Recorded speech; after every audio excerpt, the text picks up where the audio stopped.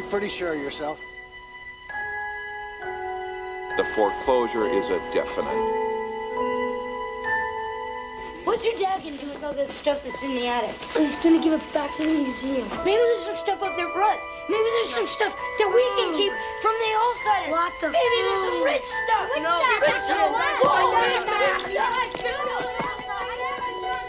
Released in 1985, The Goonies tells the tale of a group of working-class kids who live in the Goondocks neighborhood of Astoria, Oregon, and go on a quest to save their homes from foreclosure by tracking down a long-lost pirate treasure hidden by a legendary 17th century pirate.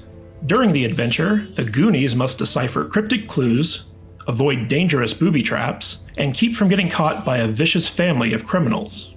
The story for The Goonies was originally conceived by legendary director Steven Spielberg, based on a concept he had for an Indiana Jones-style adventure film for children. Spielberg tapped screenwriter Chris Columbus, who he'd worked with previously on the movie Gremlins, to write the screenplay that Spielberg originally intended to direct. However, by the mid-80s, Spielberg was keen to be taken more seriously as a director and wanted to start distancing himself from the family-friendly adventure fare he was known for and focus on more Oscar-caliber films such as The Color Purple and Empire of the Sun. Because of this, Spielberg decided to bow out of directing duties for The Goonies, opting to produce the film instead. Director Richard Donner, who had actually mentored Spielberg during his TV directing days, was tapped to helm the project.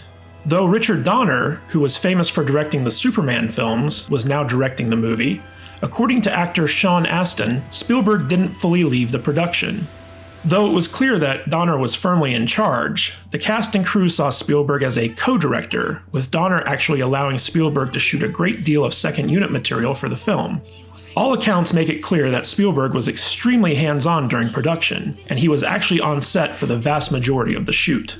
The Goonies is considered to be part of the golden age of Spielberg films. Steven Spielberg had established his Amblin Entertainment Company to make the kind of fantastical adventure films he had become famous for. This included the Indiana Jones films, E.T. the Extraterrestrial, Poltergeist, Gremlins, the Back to the Future films, and Who Framed Roger Rabbit.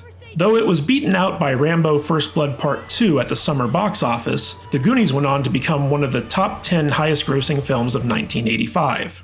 Since then, The Goonies has become an enduring family favorite, achieving a cult-like status among the kids who grew up watching it. But nostalgia factor aside, The Goonies is also a sophisticated young adult adventure film which captures many classic genre tropes that have proven to be timeless and entertaining for entire generations of film lovers. In this episode of Roundtable Reviews, we'll examine what makes The Goonies so entertaining, why it has stood the test of time, and what, if any, narrative flaws it may have overcome to be considered a classic of adventure cinema.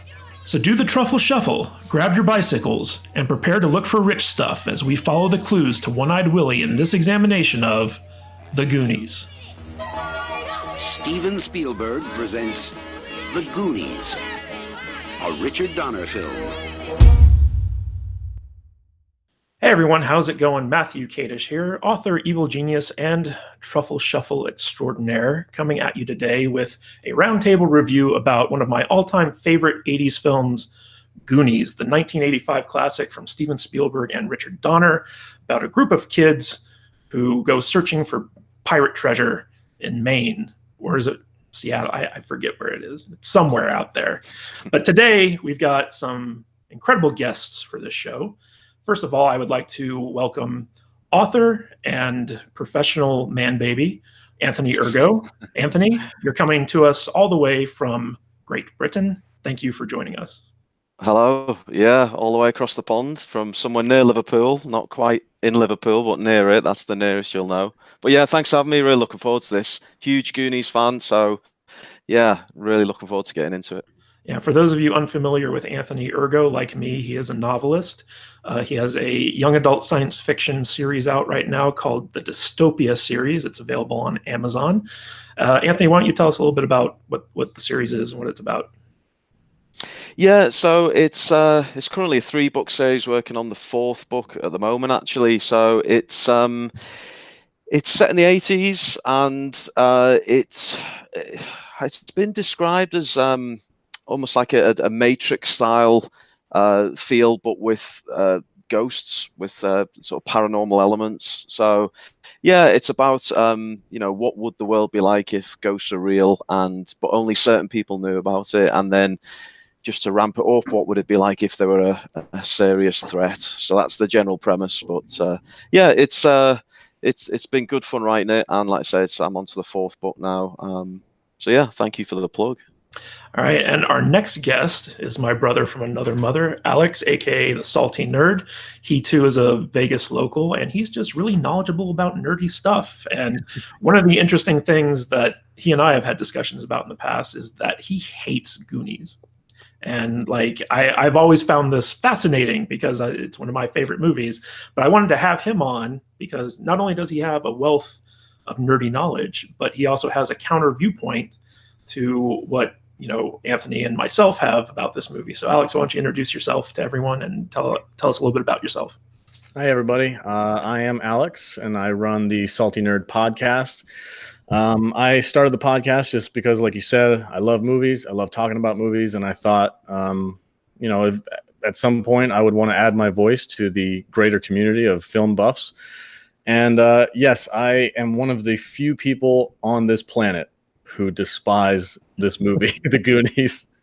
I saw it when I was a kid, and it never worked for me. And I honestly do not understand why it is beloved as much as it is. So I'm here to offer my counter viewpoint and to try and push back on some of the ideas that people who love this movie have, just, all in good fun, and to offer another point of view. And I will say, even though I've had Robot Head on the show before, I think you two have the 2 best voices I've ever had on my podcast to date. It's like smooth as butter, the 2 of you. Appreciate All right. that. Hey, I'm sat right here, Matthew. I can hear you.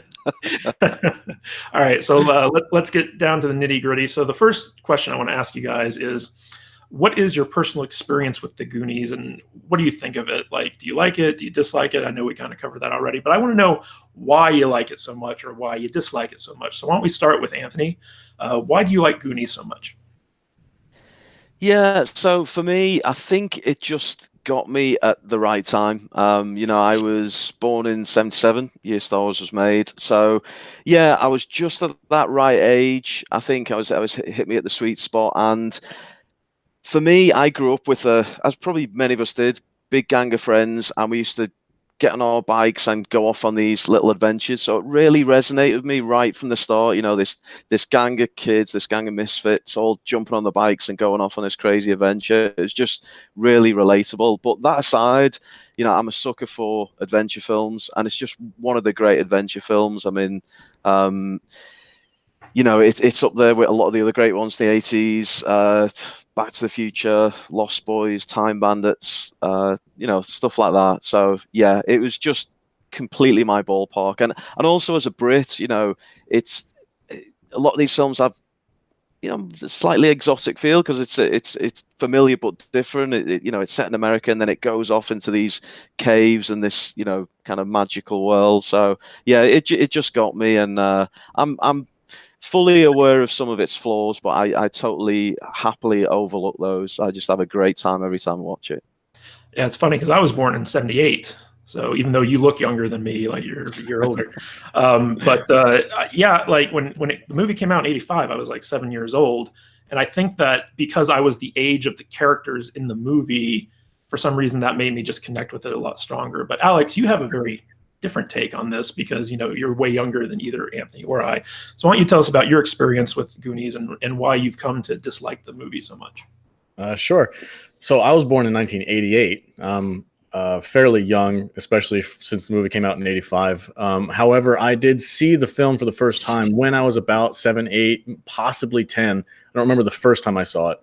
And I guess, like you said, Anthony, that you had a group of friends and you'd ride off on your bikes and go have adventures and stuff. I had a smaller group of friends, maybe 3 or 4 of us at most. And that wasn't really my experience growing up. We usually went off and maybe went and played in the woods or something. I lived in a rural area. I didn't have as big of a group of friends, so maybe that's why I'm not connecting with the characters as much. But I remember the first time I saw it, even as a kid, I remember being super annoyed at these characters and how just unbelievably buffoonish that the adults had to have been for all of this story to work out. And I was like, I never bought it. Even as a kid, I was like, this doesn't make sense. There's no way this would happen. And I didn't have that connection with it. And then I remember one of the most memorable moments of this movie is I was in school at some point. I can't remember what grade it was. And it was the end of the year. And we were doing one of those free days, there's not really any curriculum left. Let's just watch a movie. And the class got to vote on the movie. And everybody voted for the Goonies. And I was just like the only person who was like, please, God, no. And I never understood. I never had that connection with people with this movie. And I still don't to this day. I watched it recently in preparation for another podcast. And I was like, I just tear it apart. My brain, my critic in my brain, just every little flaw, it just stands out so much and it takes me out of the experience. Well, it's funny because Anthony kind of mentioned this as well, in the sense that there are flaws to this movie. Like, I think we can all freely admit that, there are. But you called it buffoonish. I kind of see it as more of a cartoonish, like, feel to the film, in the sense that there's some hyper-realized reality going on in this movie where, you realize that it's not meant to be a realistic take on certain things. And I think that kind of frees it up to have these problems with it, but people are just kind of like, well, I'm going to choose to overlook those problems. And we're going to talk about that a little bit later in the podcast. But what I wanted to start off with here is basically, I love 80s movies, mostly because I grew up during that time period. But the 80s were kind of like the golden age, particularly for like the Spielberg style of young adult adventure films, right? These are the type of, when I say young adult adventure films, it's like where children are the stars of the story. But in addition to that, there are multiple fantastical elements present within the story. So we're talking about movies like E.T., Flight of the Navigator, Neverending Story, Explorers, like all within that same kind of weird Spielbergian genre that he kind of pioneered during that time frame. So what I want to ask you guys is, what do you think are the elements and tropes that best personifies this area of young adult, or this era of young adult adventure stories? And what do you think have proven to be staples of this type of genre? So Anthony, since you're kind of like an author in the young adult, sci-fi category, why don't we start with you? What do you think are the tropes, elements, and staples of that type of story? Yeah, so like you, massive fan of a lot of those sort of 80s films. Few things really. So the first one is, I don't even know if this is a phrase, but we know the phrase every man. I would say these films have the every child figure. So it's this one character who you can relate to, who in a lot of ways they're not the archetypal hero. They could be, slightly flawed, slightly geeky maybe. I'm thinking in this movie, Mikey with his asthma inhaler. And actually, it was just in rewatching this film in prep for this podcast, I realized that the character in my book has an asthma inhaler. And probably somewhere in my consciousness, I was influenced by the Goonies. But, I love that. I love that he had that quirk about him. He wasn't, the most popular kid. So, yeah, just that every child protagonist that you can relate to. That's definitely one element. Second one is what I mentioned earlier about the gang. So, group of unlikely heroes battling against the odds, almost a bunch of misfits, and someone, and I know we'll get into it later, but, someone for everyone to relate to in that group. So they've all got clearly defined characteristics, but ultimately they're bonded by this friendship. And then the last main one I'd say is the setting. So, a lot of these movies, so I'm thinking the likes of The Lost Boys, E.T., Explorers, they're all set in the real world, the world that we know, that we're familiar with, but they have surreal elements. So they'll go off on this adventure, and in this case, it's on the kind of pirate style cave adventure. So it's a world we're familiar with that we can relate to, but it goes off on a sort of fantastical thread. So yeah, I think a lot of these movies have those three things: the every child character, the kind of gang teaming up, and then that setting of real world / fantasy world. Your point about Mikey with the asthma inhaler, I didn't even connect to it until just now. But when I was that age, when I first saw this movie, I had asthma, and so I was taking that inhaler. And the fact that the lead character in that movie was a asthmatic like I could identify directly with that character. And I think a lot of kids have asthma growing up. So like, I think it was a stroke of genius, like you said, to have that kind of every kid character be the main character, quote unquote, of this movie, or at least the leader of the group. So I found that quite salient. Very good point. Now, Alex, getting to your end of things, now we're talking about, you're obviously a Spielberg fan, like you love Jurassic Park and stuff like that. But, even though Spielberg had a big hand in the Goonies, you kind of, like to poo-poo on it. So what do you think about these elements and tropes and staples that, Spielberg kind of pioneered for movies like the Goonies? Like, are these things that turn you off, or do you think that there's something to them? No, absolutely not. In fact, in almost every other movie that he's done in this similar vein that you guys have mentioned, E.T., Neverending Story, he didn't do that one, but in that genre of movie, the young adult adventure coming of age thing with, like Anthony said, with the one character who's kind of a nerd or maybe an underdog of the story, but he's the one that we're supposed to connect with. I love all that stuff. I loved E.T. I love movies like Back to the Future, and I think it works really well in those movies. And in movies in general, I just think it was more of the delivery specifically in the Goonies that didn't work for me. Some of the more campy elements of it and some of the dialogue didn't really connect with me. So it's less about those tropes and those character archetypes, and it's more just about the delivery of them in this movie, because in every other movie, it pretty much works for me and I enjoy it. And also the supernatural element has a lot to do with that too, where in Neverending Story, there's a lot of supernatural elements. In Back to the Future, you have a very not supernatural, but that scientific element where impossible things can happen. And in E.T., of course, you have this alien, the extraterrestrial, coming down, and he's capable of doing these crazy, outlandish things that wouldn't normally be able to happen. And I feel like in the Goonies, despite that magical feel that the movie has, there was no established supernatural element that would allow these characters to do the things that they did in the movie in a realistic way for me. It's funny because, when I was rewatching the movie recently in preparation for, this discussion, I was amazed at how well the kids act like kids. They really do, like, they talk over each other. They kind of interact with each other like kids that age would interact. And I feel like that was the most authentic thing about this movie, was just how the kids kind of played off of each other. And Anthony talked about, having the every kid instead of the every man. It's, there's something relatable about all these characters. Another interesting thing is that in Spielberg movies, he always kind of, at least in this genre, grounds the movie in this kind of suburban setting where it's instantly familiar to the bulk of audiences watching this film. And then from that kind of mundane, boring suburban setting, it branches out into these more fantastical elements. And for Goonies, it's not so much supernatural as it's kind of like Indiana Jones light, where you have these pirates that kind of built this elaborate system of tunnels underneath the town, and everyone's been trying to find this treasure, and it's gone into urban legend. And so in a way, it's almost like Indiana Jones kind of raiding tombs, based off of biblical legends and stuff like that.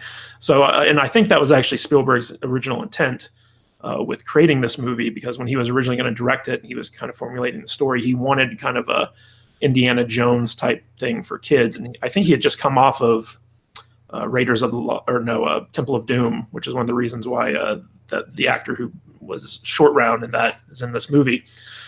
But one of the interesting things that I found is that so Goonies is considered a kids movie, right? And it actually fits really well in the broader, I think, movie for all ages category that Spielberg really excelled at during the 1980s. Spielberg was kind of at the forefront of making these movies that both kids and adults could enjoy.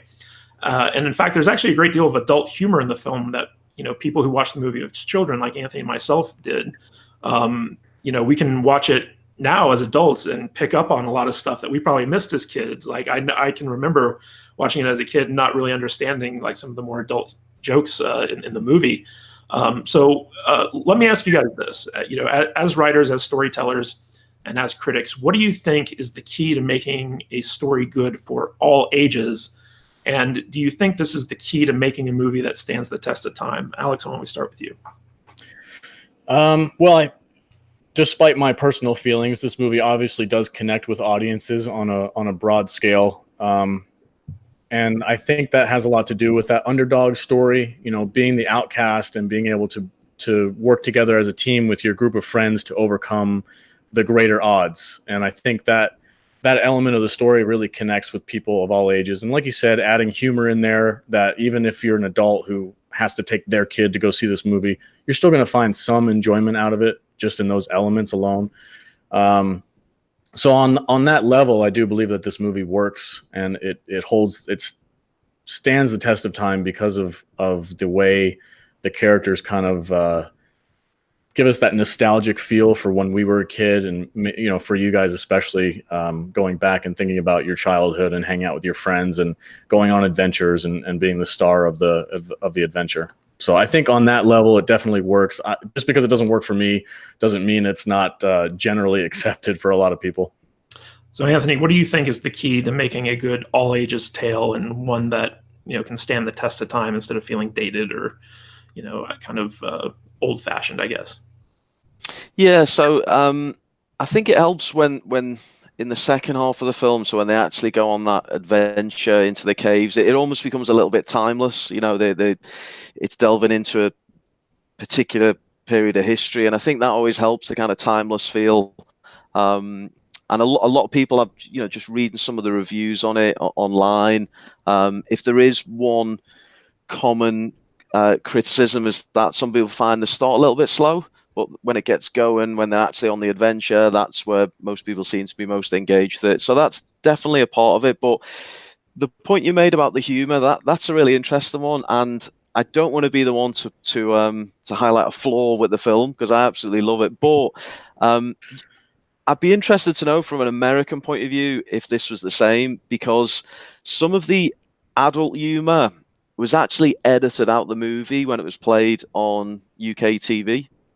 And it actually affected the flow of the film. So, for example, there's a scene right at the start where, and I only know this because I've seen an original cut of the film. Again, you won't get to see this in the UK. So, one of the Fratellis hangs himself in the jail, or he stages a hanging, and that's how he escapes. In the UK, that whole scene is cut out. So you've just got it kind of cuts straight to the escape from the prison, and it makes no sense. It's really confusing because you don't know how that's come about. So with hindsight, I don't, again, is that the same in America? I'd be interested to know. Do they leave that scene in? No, they definitely left that scene in. Yeah. Wow. Okay. It's in there, but in the defense of UK, that scene still doesn't make any sense with that scene left in, because there's no way that would have worked anyway.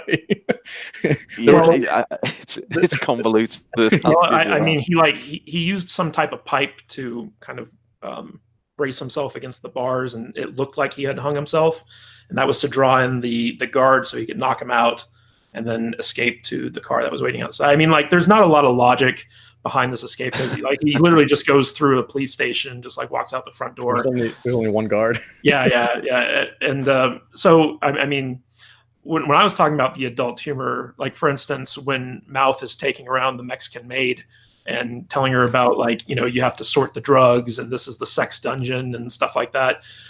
When I was a kid, I understood that it was supposed to be funny just based off of the maid's reactions, but I didn't really get a lot of what they were talking about. But then as an adult, you watch that and you crack up, because it's legitimately funny stuff, and things like breaking the penis off the statue of David and saying oh, that's my mom's favorite part. I mean, as a kid, you don't really understand why that's funny, but as an adult, you're okay, I get that.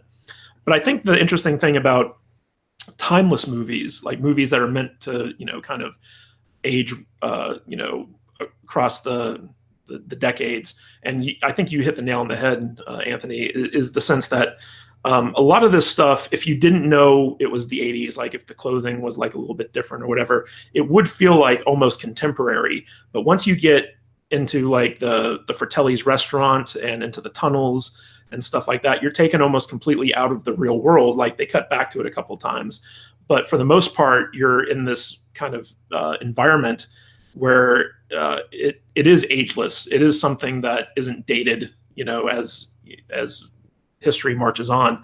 And I think that that's one of the keys. But another key in making a good story for all ages is that, having stuff for adults and stuff for kids. I think Pixar movies do this really well. Alex, you're a big fan of the Toy Story movies. And I think that they nailed this really well, where you have like the stuff that's for kids, but in the adults with watching it with their kids, there's stuff in there for them that the kids might not pick up on, but the adults definitely do. And it's just as entertaining for the adults as it is for the children.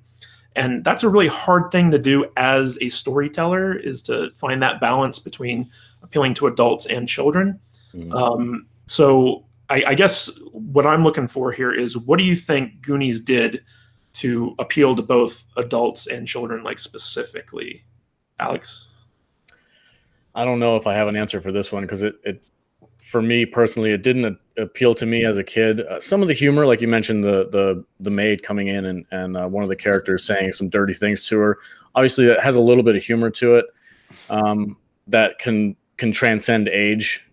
Like you said, I'm using you as an example because I can't think of anything myself. I'm like, this movie just didn't work for me on a humor level, even as an adult. I don't like watching it. The humor doesn't make up for the elements that I don't like. And I do have 2 kids, so I watch kids movie a lot, like, especially Pixar, DreamWorks. I'm really a big fan of like the Kung Fu Panda movies. Those are really good.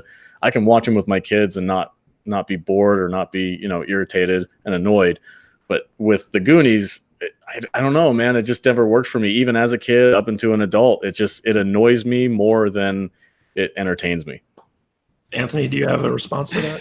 Yeah, so if I said to you, hey, there's this kids film and it's got some crime in it, some murder in it, some kidnapping, some torture, even if you want to throw child abuse in there as well in terms of what happened to Sloth, you would not be on board. Somehow the Goonies has got all those things, but it does it in a really inoffensive way. I don't know anyone. I've never met anyone who's really offended by that, and that takes a lot of doing. Take some of those really heavy themes and do it with a touch of humor and make it work in a children's film. Now, again, that when you talked about Mouth doing the translation to the maid, again, that's been edited in the UK, so we don't get the translation. We just get Mouth speaking Spanish, so it totally doesn't work. It's just this 2-minute scene of Mouth following around talking Spanish. We've got no idea what she's saying. So yeah, it only works like when you get the full effect of the joke. But yeah, I mean, some of the scenes I'd pick up on, Chunk in the kind of, is it like a walk-in refrigerator with the corpse collapsing on him and he's screaming to get out, and it's even as I describe it now, it shouldn't be hilarious, but the way it's done on screen, it's very really dark. Is. It is dark humor. Yeah, but it so is. I mean, everything that happens with Chunk, though, is just absolutely hilarious. Like when they're kind of threatening to put his hand in the blender, the Fratellis, and he just breaks and he just starts talking about everything bad that he's ever done. Hey, kid, I want you to spill your guts. Tell us everything. Everything. Everything. Okay, I'll talk. In 3rd grade, I cheated on my history exam. In 4th grade, I stole my Uncle Max's toupee and I glued it on my face when I played Moses in my Hebrew school play. In 5th grade, I knocked my sister Edie down the stairs and I blamed it on the dog. Like that, I think, is legitimately like funny stuff, just based off of the performance. Because Chunk really kind of steals the show in this movie, at least in terms of humor. It's like him and Mouth are like the 2 really funny ones. But Chunk just, when he's talking about that vomiting thing in the theater, which is based off of something Steven Spielberg actually did. I mean, like it's just, I don't know if they did that in the UK, but it's legitimately hilarious. Yeah, we got that. Yeah, but yeah, none of that appeals to you, Alex, right? When you guys describe it to me, it sounds hilarious. But watching this incredibly high-pitched, annoying little kid babble through his lines and scream the entire movie just takes all the fun out of it for me. Like I would, if he just toned his personality down a couple of notches, it probably would have appealed to me. But because he was so over the top and so loud and screechy about everything, I was just like, I'm done listening to this kid freaking cry.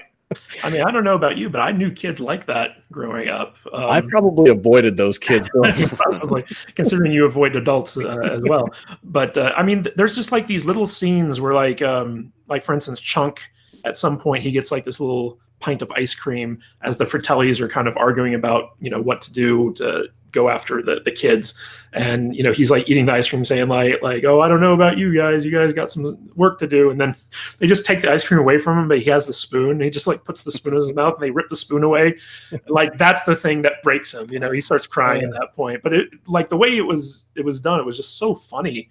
And it's like Anthony said, it's very dark. I mean, like, these are mobsters threatening to kill this child, and yet his scenes with the Fratellis are some of the funniest scenes in the movie. I don't know how they were able to strike that balance. I think it's because the Fratellis were never a menacing presence other than we think as an audience they're supposed to be. But what they do, they never actually follow through on anything. They're just kind of buffoons, kind of yelling at each other and arguing over stupid little details. To me, they never pose any kind of real threat to the situation. There's never any real solid danger because nothing's gonna happen to these kids. Like there's no element of like not suspense, but what's the word? Just peril. Yeah, thank you. There's no peril to the situation because you're like, well, they'll probably get out of it, or these people are so incompetent they're not gonna be able to pull anything off anyway. I don't know. I think that's how they made that balance work, by having these dark elements, but in a kids' movie, is because there is never really any feel of danger that's behind it. Yeah, we're going to talk about that a little bit later on.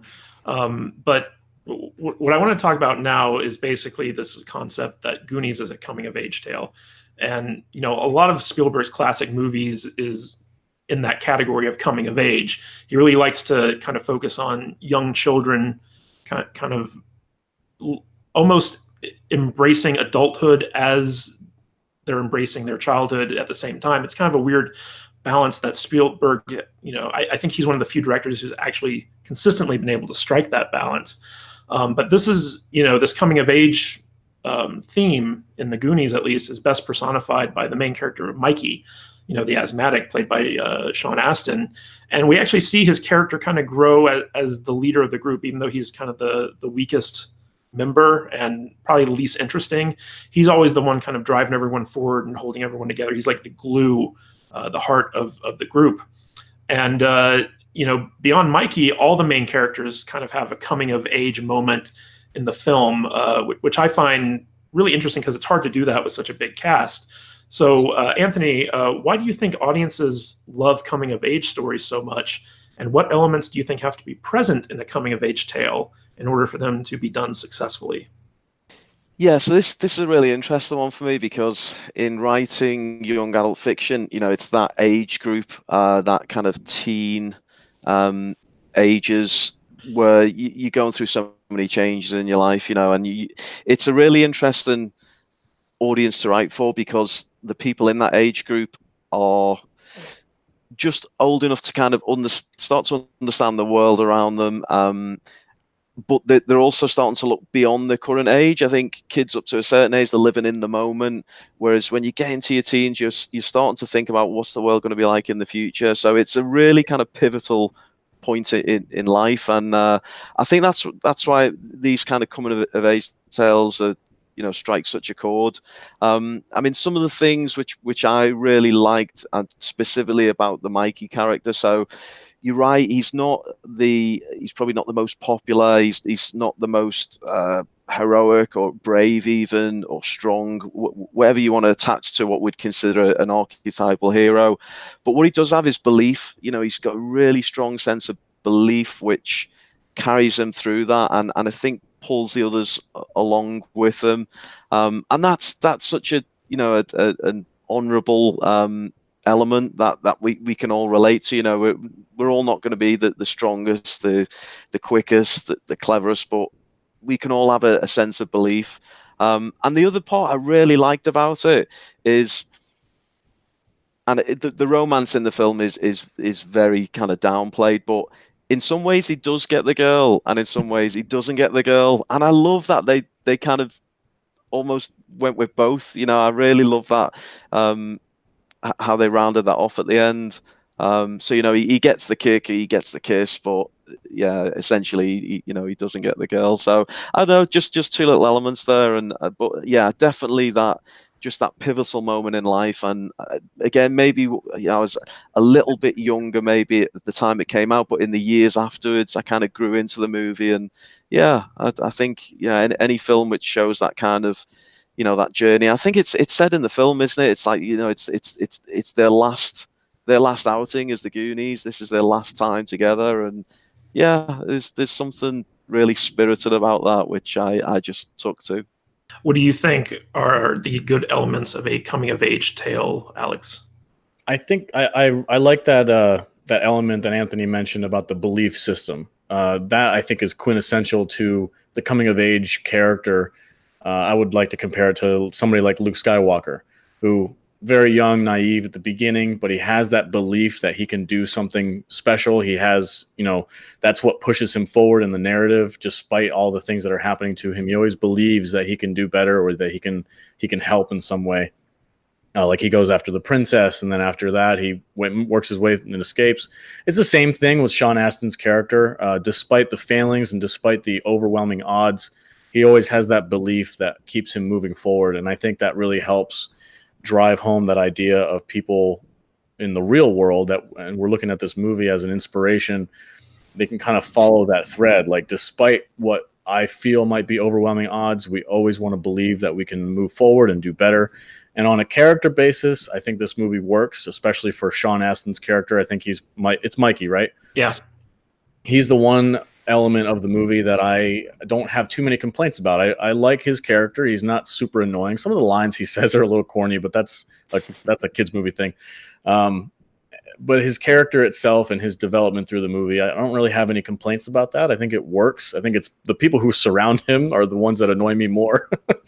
But on a character basis, I do agree that it's a really well done element of that movie, and it's a staple of these coming of age movies. Yeah, if you kind of take a meta view of a coming-of-age tale, it's always about children who resist the encroaching adult world, at least initially, where you have some type of adult problem that is either ruining or shortening their childhood in some way, shape, or form, be it broken marriage, the parents are breaking up, financial difficulties, what have you. There's something from the adult world that is robbing the children of their time as children. Mm-hmm. And so initially, a coming-of-age tale is about resisting that. But as they fight against the encroaching adult world, they begin to have to grow up and actually voluntarily leave their childhood behind in order to solve the problem that the adult world is creating. And by the time they get to the end there, and they do solve the adult problem, they've matured past their initial childhood phase into something, different, more adult. And I think that Anthony's point about, there's that element in this movie where you have the greedy kind of land developers coming in and buying up the goondocks, from the banks and stuff like that, and they're going to bulldoze this thing down and develop it.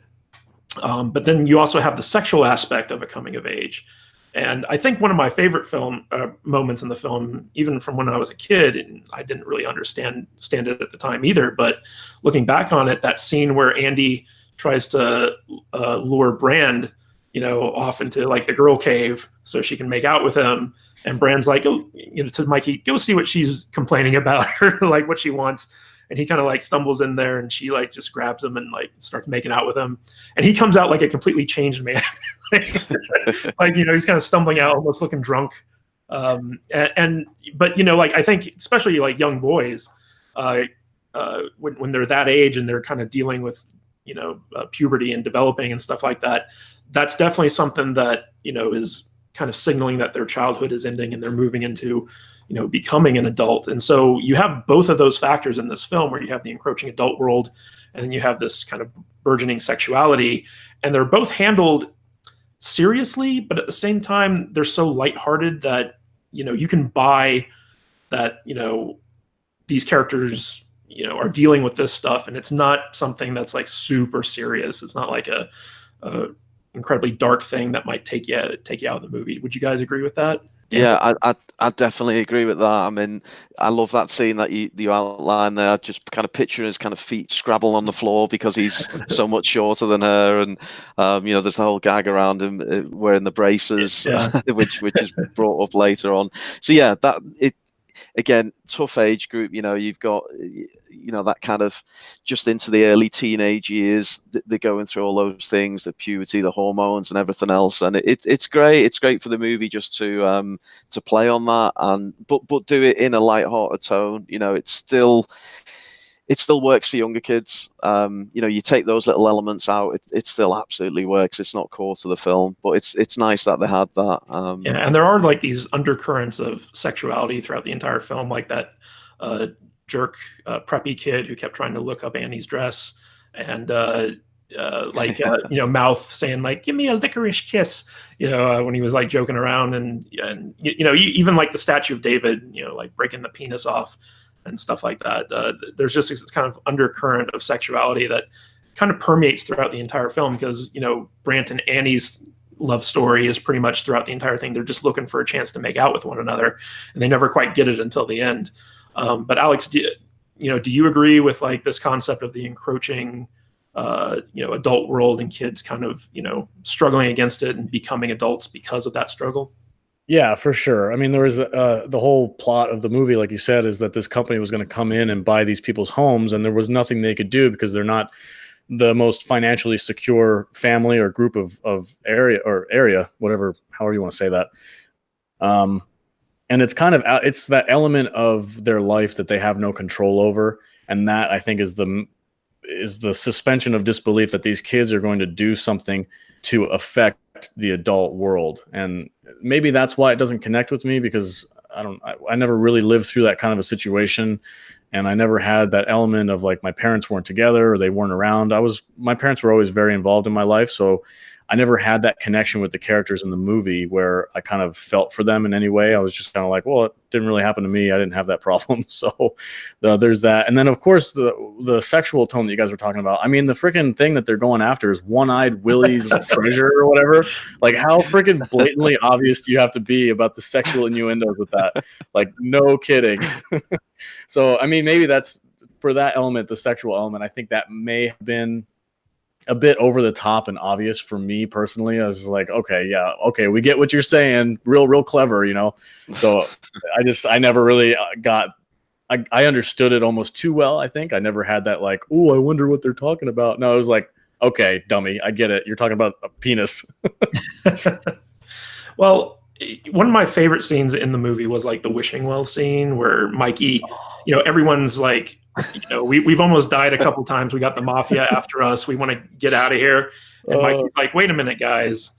The next time, you look up at the sky, it'll be in a different town. The next time you take a test, it'll be in a different school. Like, he has like all these kind of parallels and metaphors for what makes childhood magical for this group of people, and the idea that they're going to be separated and everything that they know is going to be taken away from them.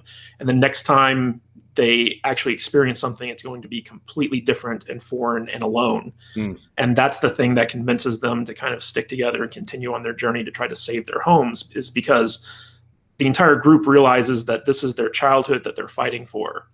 And then, by the end of the movie, even though they kind of quote unquote fail to get the rich stuff from One-Eyed Willie's ship, in a way that they find the real treasure, which is like their friendship, their bond, and their community. And you see their parents all come together in addition to the kids. And I think that's kind of the Spielberg magic there, where he always has this kind of optimistic message where, okay, these kids are coming of age. They do kind of enter into adulthood because of this adventure.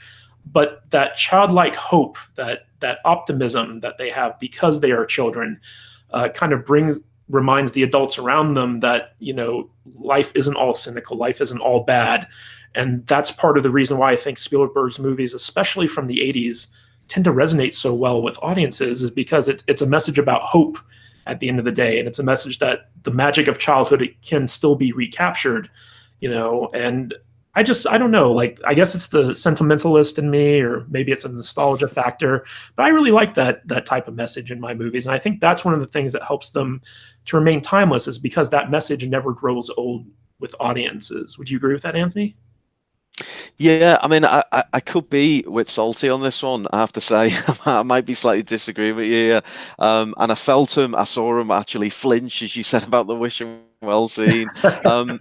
Everything you said, I agree with. The way it was maybe executed, it may be one of just a few moments in the film where I wasn't totally I just didn't quite buy it, coming from such a young kid. That speech, that moment where they all kind of sit and listen, and this young kid kind of he gives them this inspirational speech to carry on. But I know it maybe needed it at that point in the film, and it's kind of to take you into the last act. But yeah, I again, just rewatching it, I kind of felt that could be, as opposed to you, Matthew, that could be the cynic in me, and that could be the 40-year-old me looking at it now. But yeah, that was one of the moments that didn't quite work, but I definitely see how it needed that. And yeah, I get the point you're making. But yeah, that is the midpoint kind of reversal of the film structurally. That's where logically these kids should want to get out of the situation, and that's the thing that kind of drives them to go forward. Alex, do you agree with me on the concept of that timeless message, though? Is that what makes Spielberg's movies resonate so well? I don't know, that no going back moment where, I mean, in the Goonies itself, I think it was overplayed. It was a little too overhanded about the message, and it was just the delivery of it wasn't good. But I'm trying to get to the core of what you're saying, and that element of the story where you have this character who is the heart and glue of the ensemble cast, pushing them forward in a situation where everything is telling them that they should stop and get out of there, because it's not going to be worth it. But it's that no turning back moment, and it could be an element of other films. I'd like to hear your thoughts on what was that moment in other movies that Spielberg did, like maybe E.T. or any other young adult movies. Maybe you could even do like maybe Indiana Jones or something. Do you have a comparison moment that I can try to use to describe it? That would require me to kind of refresh my memory on a lot of these movies.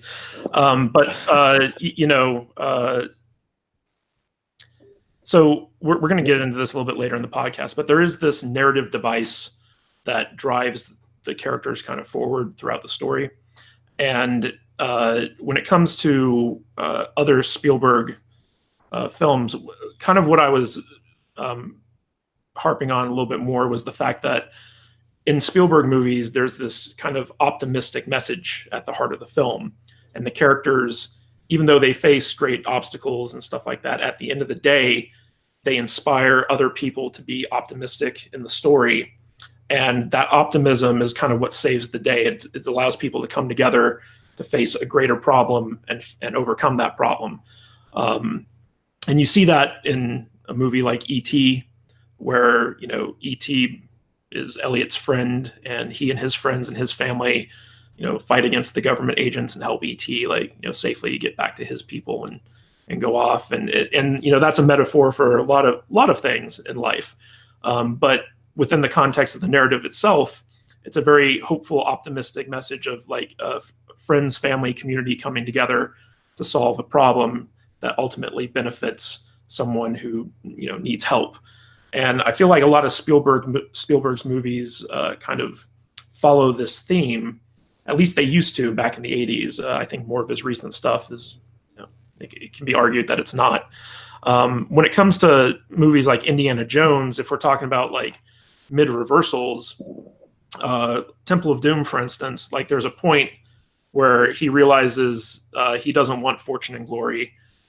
He wants to, save this girl and his sidekick and stuff like that. And that's kind of the start of his whole "it belongs in a museum" philosophy, where it's more about preserving these historical relics than it is about, making money and, being famous and stuff like that for the character. But that gets into, some actual like character development stuff that, we can talk about in a little bit. But what I want to really talk about right now is the idea that Goonies is an ensemble piece. And, if you just look at the sheer number of characters in this narrative, it really is about a group as opposed to a single individual. There are 7 Goonies. There are 4 Fratellis in the film. That brings the total number of central characters to 11, which is a lot of characters to introduce and keep straight for an audience. And Anthony kind of touched on this earlier, where the biggest criticism of Goonies is that its first act is quite slow. But I would argue that the pace of that first act was necessary to properly introduce and establish all these characters before the adventure begins, so that the audience can properly be hooked into the movie, because it really does take its time to, like, this is this character, this is this character, this is this character, these are their character traits, this is this person's character traits, these are these 2 characters' relationship to one another. And I think that when you have a movie with large casts, like, that type of setup is necessary. I mean, if you look at the opening credit sequence for the Goonies, every single individual character has a scene in the opening credit sequence where they're introduced, and you're given kind of like a brief look at who these characters are. Like, you instantly know Data's the gadget guy. You instantly know that Chunk's the fat kid. You instantly know that Mouth is, the smart Alec, and so on and so forth. And, even when it came down to the casting and the costumes of these characters, where, each actor, each child actor in this movie is so distinctly, distinct from one another in terms of how they look, but also in how they're dressed. You just instantly know from looking at them that they're different. And the naming conventions of using, like, nicknames like Mouth, you instantly know what that connotates. Chunk, you instantly know what that connotates. And so, the way that the ensemble was built out for this movie, I felt was extremely, like, sophisticated and well done from a tradecraft perspective. Like, if I'm writing this movie, these are all tricks from the writer's toolbox that you need to use to instantly distinguish all these myriad of characters for the audience and help keep them straight. So I guess my question to you guys is, how do you think movies with large casts should be handled, and what did Goonies do right and wrong in this regard? So Alex, why don't we start with you? Well, you are correct. They did a really good job in separating the characters. Even somebody like me, who's not a fan of the movie and who's only seen it a handful of times, when you talk about these characters, I can picture them in my head. I know what they look like. I might not know what their lines were or maybe what they did in the story, but I can picture each one individually in my head, even though I'm not really a big fan of the movie. So they did succeed in that way. I would say the drawback, especially in the Goonies, of having so many characters, is that element of all these kids coming into this one small house and they're all talking over each other. It can be a little hard to keep track of whose story is involved in what's the backstory of each character, what's the motivation of each one. I don't know any of that. I know what they look like, and I might know a few of their names at most, but that's about it. I don't really know what their motivation is as far as each individual character. The group has a motivation, but that's the story element. That's not really each character. But I do see what you're saying. As far as each character having their own very specific personality, that is true. I think it gets overshadowed by the sheer amount of just nonsense that's going on around them. I kind of lose a little bit of each character in that. So Anthony, you're a writer, and you know how difficult it can be to deal with, like, characterizations, especially if it's like a large cast of characters.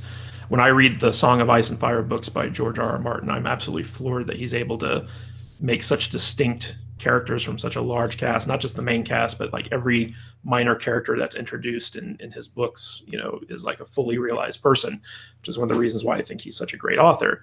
So in your perspective as an author, how do you think writers have to deal with movies or stories that have multiple, cast members in an ensemble? And what do you think Goonies did right and wrong in terms of handling 11 central characters? Yeah, and that's really tough. I'll say that. I mean, when you've got so many characters, particularly for a children's film, to try and kind of retain all those character names and so on, and you've hit on some of the big successes, because the way they were introduced, and then the way they're named, It makes it really memorable. That said, though, maybe in the way that they're named is also part of the flaw. So when you've got a character like Mouth, who is a big mouth, does he ever become anything more than that in the movie? I mean, we get a little bit, again, we have the kind of romantic involvement with him right at the end, but they're sometimes in danger of appearing a little bit 2D just because of the way that they're designed. But I think it's most important that you remember who's who and what they're doing in the movie. I mean, I watch so many TV shows and movies now, and I'll get to a point and I'll think, what's that character called? What's their name again? It's just not stuck. That could just be me, but not a problem in the Goonies, even with so many characters. So that's a real success. But yeah, the downside would be beyond Mikey, who does feel really rounded and relatable. Some of the others are just at the edge of feeling a little bit 2D. But I don't know whether that falls into what you mentioned earlier, Matthew, about maybe that's the way it's meant to be. It's this kind of cartoony feel to it rather than kind of giving us real life rounded characters. And you've only got so much time. You've got this kind of hour and a half or so. You want to get on with the adventure, so you have to just introduce them, make them memorable. I mean, one thing I'll mention, I actually think it was a big part of why the Goonies, to me, really worked. It was shot in sequence almost exclusively, which is a really rare thing. So I really think that helped with the feel within the film, especially when you're dealing with child actors. It must be such a challenge to have them say, right, in this scene you're now battling the Fratellis and this is where we are in the script, and now in the next scene we're moving you back to the start of the movie. So and them having to kind of shift gears, but they made the active decision to shoot it in sequence. I thought that really helped. And then the last thing I would say, which helps with the characters, particularly in the movie format, which we don't get the luxury of as authors, having them bond as a group of children. So I read a little bit where Richard Donner was explaining how they were driving him up the wall because of how they were goofing around in between scenes and before and after shooting. But as much as that was the case, I think that really helped with what we got to see on screen, because it really did feel to me like a genuine group of friends. I don't think they were they were acting the friendship. I think they really, they're having a good time and they really got on. It felt authentic. So I think all those things help. My only slight downside, like I say, was that just possible 2D feel for some of the characters, but I'll take that. Well, I would argue that the 2D feel is kind of necessary when you have this many characters. You have to kind of almost rely on stereotypes when you're dealing with just so many, just to help the audience keep it straight. Because if you look at that, each character was introduced twice in this movie, So you have the opening credit sequence where you get kind of like an initial sense of who each character is on their own individually. And then you have them all kind of coalesce at Mikey's house. And the first thing we see is Mikey. And then we instantly know that the jock is his brother. And so we know the relationship between those two characters. And then we see Mouth show up. And Mouth's whole thing is like he's kind of combing his hair constantly. So he's kind of vain. And he's also kind of like the wisecracker. He's the one who's always really sarcastic. And he's doing voices. And so you instantly know what type of character he is. And then you have Chunk, who, he comes in, he's the fat kid, but in addition to that, they make it clear, he's also a habitual liar. He's a tall teller. And then you have Data come in, and he's the gadget kid, like he's, the one who's like the science nerd. He's inventing stuff. So like you get these characters introduced twice. And I think that's one of the reasons why the first act seems so drawn out, is because, like they're taking their time to really establish each and every character, not only individually, but in relation to one another. And by the time the whole core group of the Goonies comes together, including Brand and Andy and Steph, all of them are so kind of like firmly entrenched in the minds of the audience that at that point the adventure is free to just go forward, because now like you know who everyone is. You're not confused about who people are or what their relationship is to each other. Even if you look at how the movie handled the Fratellis, like you have Joe Pantoliano, who plays the younger Fratelli brother, and they gave him this little bit of business where he's bald and he wears a toupee, and that's his thing, is he's like insecure about being bald. And then you got the older Fratelli brother, and they just have him singing opera. And like that's his thing, is like he's just oh solo mio, blah blah blah blah blah. And even like when by the time we get to Sloth, like Sloth is the most distinctive character out of all of them. And so at no point are you ever really confused as to, so what's that character's name, or who are they, what are they doing? Every single character has a role to play in the movie. I just find it masterful almost, because like you said, like they're not all fleshed out, but they don't need to be, as long as they're communicating who they are to the audience in a clear and concise way. I think a lot of movies nowadays, even movies with smaller casts, don't bother to go into that level of detail to help the audience not only recognize these characters, but also keep them straight and connect with them. I mean, Alex, do you think that, modern movies, utilize these tricks that were being used in kids' films in the 1980s successfully nowadays? No, but I think that's purposefully done, because I think if you were to see a modern movie do those same types of things, people would call it out as being like, oh, it's the typical stereotypical trope of let's just have this character do this one thing that identifies them throughout the entire movie, so that the audience, it kind of almost, it's that kids movie element of like, we have to pertain to the lowest common denominator to make sure that they can keep track of these characters, as opposed to treating your audience like an adult and having them, okay, so I don't need this one trope to be able to tell which character is which. I know that based off of their actions and based off of the development of the character in the movie. I think that could be seen as a negative thing. If you were to take that element from the 1980s Spielberg movies and put them into a modern movie, and not like update it in any way or make it a little bit more nuanced, it would definitely be seen as a negative. It would be seen like, oh, that's like a lazy writing, typical kind of a thing to appeal to your audience in a very simplistic way. Anthony, do you agree with Alex on that? Yeah, in some ways. I mean, the one of the reasons I love the Goonies is, and I think we'll all agree on this one, this movie wouldn't be made today as it is. It just wouldn't be. It couldn't be. It's so unpolitically correct, and you couldn't have a character, a fat kid, and call him Chunk. You couldn't have Sloth. Yeah, you definitely couldn't have Sloth. No, especially with his backstory that I'm sure we'll come on to. You couldn't have the Asian guy play the kind of the nerdy techie. Yeah, with the broken English. Yeah, so many bad stereotypes, but we accept it. Kind of, it worked in its day, and yeah. I mean, the one thing I was always told as a writer in learning the craft of writing, and is to aim for dichotomy with characters, so have that the contrasting traits to kind of create more rounded, complex characters. The only time I can think that we see that with, again, outside Mikey, is with Mouth, where towards the end he's kind of revealed as not as not as confident maybe as he appeared for most of the film. We kind of see the mask slip a little bit, and he's a little bit nervous around the girl, and yeah, I like that. I like that we get to see just a little deeper into that character.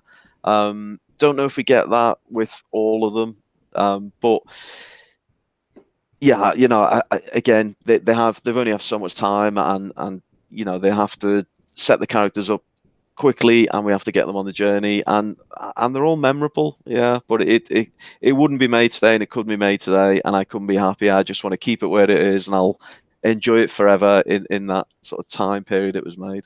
The thing I find fascinating about the character of Mouth is, you're right, he's probably the other character besides Mikey who gets the most development from the group. And I think a lot of that was just because of Corey Feldman. Like, he was such a talented child actor. Like, he could go from that jokey, smarmy kind of, cocky kid, and then like just nail these really emotional, like dramatic scenes. Like he was on point when he was, young, and you can see that in all of his 80s movies as a child, because he's consistently super good as a child actor. And I just, I think that because of that, they kind of might have given him a little bit more development than they were planning to, as opposed to like some of the other kids, because Data never really gets developed all of that much. Chunk kind of gets developed a little bit through his relationship with Sloth, but he doesn't have any of those like deep dramatic moments. And I think that's mostly because that child actor's talent was in comedy. But I think one of the more, I guess, recent allegories that could be made with this are the Marvel Avengers films, because those movies have tons of characters, but they have the benefit of having had individual movies to establish those characters before they led up to grouping them all together. If you're dealing with a standalone movie that has all these characters, I guess Shazam would be a good kind of example of this, because that is, even though Zachary Levi and the main kid Billy Batson is the main character in that movie, you do have an ensemble cast. You have like the Foster family basically, and that movie also does a really good job. Even though they don't flesh out all the foster kid characters, they give you just enough to know what these characters are and who they are, distinctively. And that, to me, I think is a sign of good writing. Alex, would you at least agree with that? Yeah, Shazam is a very good example. I enjoyed that movie. And again, I think the reason why I bought the whole like kids doing crazy cool things that would normally be out of their reach was that spiritual element to it with Shazam and the wizard and having extra powers and stuff. So it allowed me to suspend my disbelief as far as the characters go. I couldn't tell you any of the names of those characters in Shazam, and when you guys were discussing the Fratellis and how they all have distinctive things, I was like, I totally forgot all of that. Like, I forgot that guy sung. I forgot the other guy had a toupee. The only one I remembered was Sloth, obviously, because he's a very memorable character. Like the Fratellis, to me, the Fratellis are just a blank slate. Like, oh yeah, they're the bad guys. That's all they are.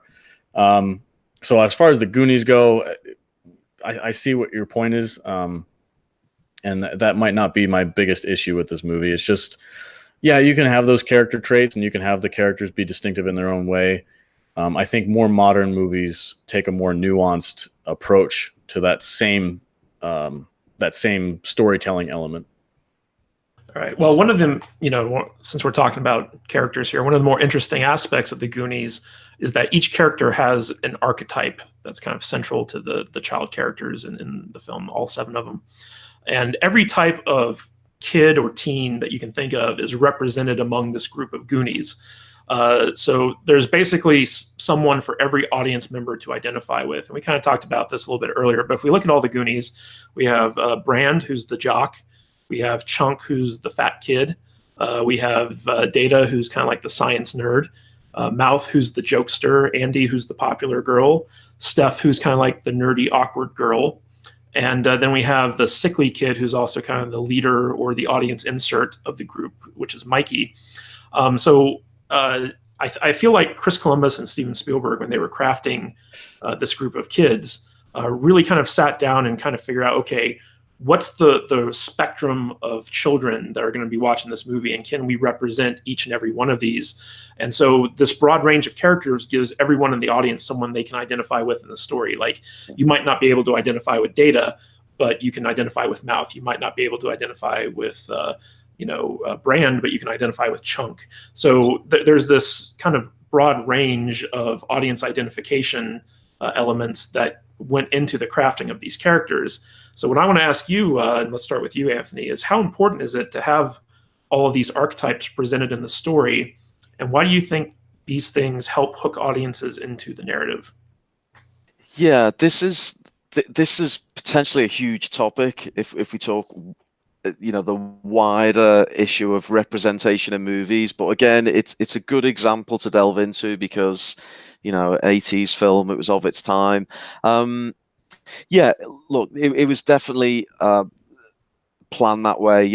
They clearly sat down and kind of drew up a list and thought, right, these are the the kind of typical kids that we want to slate up, and you're right, and if you don't relate to them, you certainly know other real world people who kind of fall into those roles. So that makes it relatable for me. And I've only just realised how critical I'm being of the Goonies, by the way, as we get into these topics, which is good. I You guys like are ganging up on me. What's going on here? I didn't expect this, but for me, I think, and maybe again, this is the more modern way of approaching it, but I think rather than being very literal, as in this is the fat kid, this is the nerd kid, this is the kind of big mouth, and literally calling them those names, chunk, data, mouth. I think now the way modern characters are created, it's more you look to identify with elements within that character rather than the character as a whole. And I think that's how it should work. I think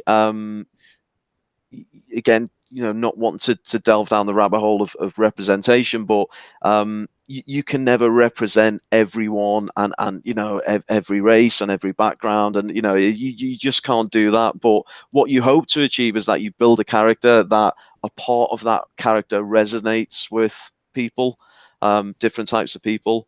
Now, when I write my books, one of the things I've been most pleased about is when I've had readers come to me and say, "Oh, I picture this character as a black character. Is that right?"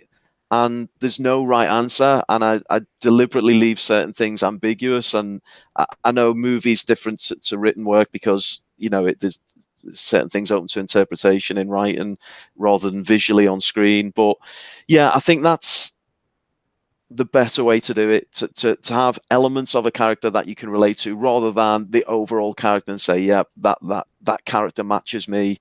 I see myself in that person. So hate to bring up for me what is another slight flaw, but yeah, that's the way I'd prefer it. But again, I will cycle back and say, it was made in the 80s. They kind of got away with it, and it worked at the time. But Alex, do you agree with Anthony's take on that?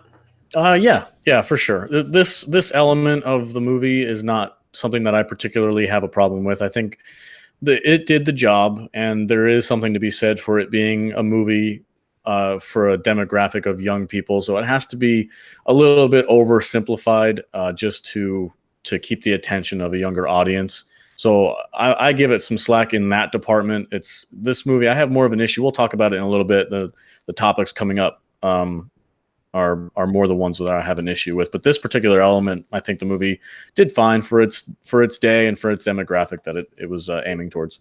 Well, Anthony mentioned something that I found was interesting because I wasn't really thinking about it from a representation standpoint. I was thinking about it more from an archetypical standpoint, where you have these kind of categories of characters that are consistent throughout history in the sense that, they broad swaths of people fit into these categories. And so when they see them on screen, the largest segment of audience kind of like hooks into it.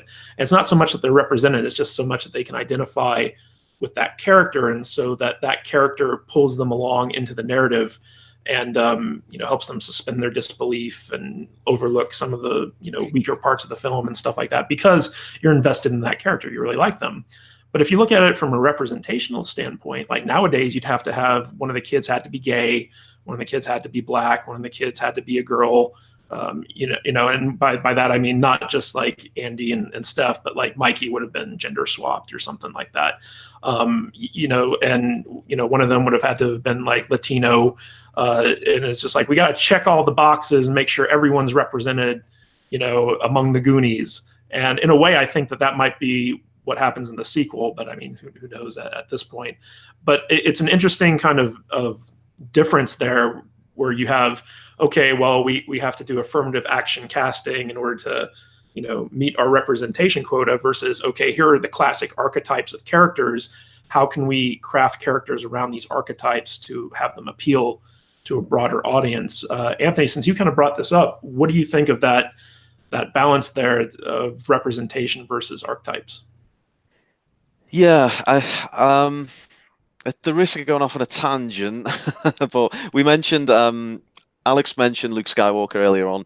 I think, and I know from we're in contact on Twitter and everything else, we're all Star Wars fans, but that's a good example because Luke is a young white male character, but he seems to be relatable to all different types of people from all different types of backgrounds. And again, I think what it comes down to is the elements within Luke's character that we relate to, rather than him being a male, a white male or a straight male, and however you want to go on with his, descriptions in terms of the character. But yeah, I think for me that's more important. I hope that's the way will go in terms of on screen or written works. It won't be a list of boxes that we need to check and let's make sure we have all these characters represented. I'd like to just think that they people will find elements of a character, regardless of whether it's a male, female character, white, black, Asian, whatever. They'll just identify with elements of that character. That's how I feel characters should be designed. So in some ways, going back to Goonies, they did almost use a checkbox, although not in the way it's done in the modern day. Like you say, it was more like the archetypes. But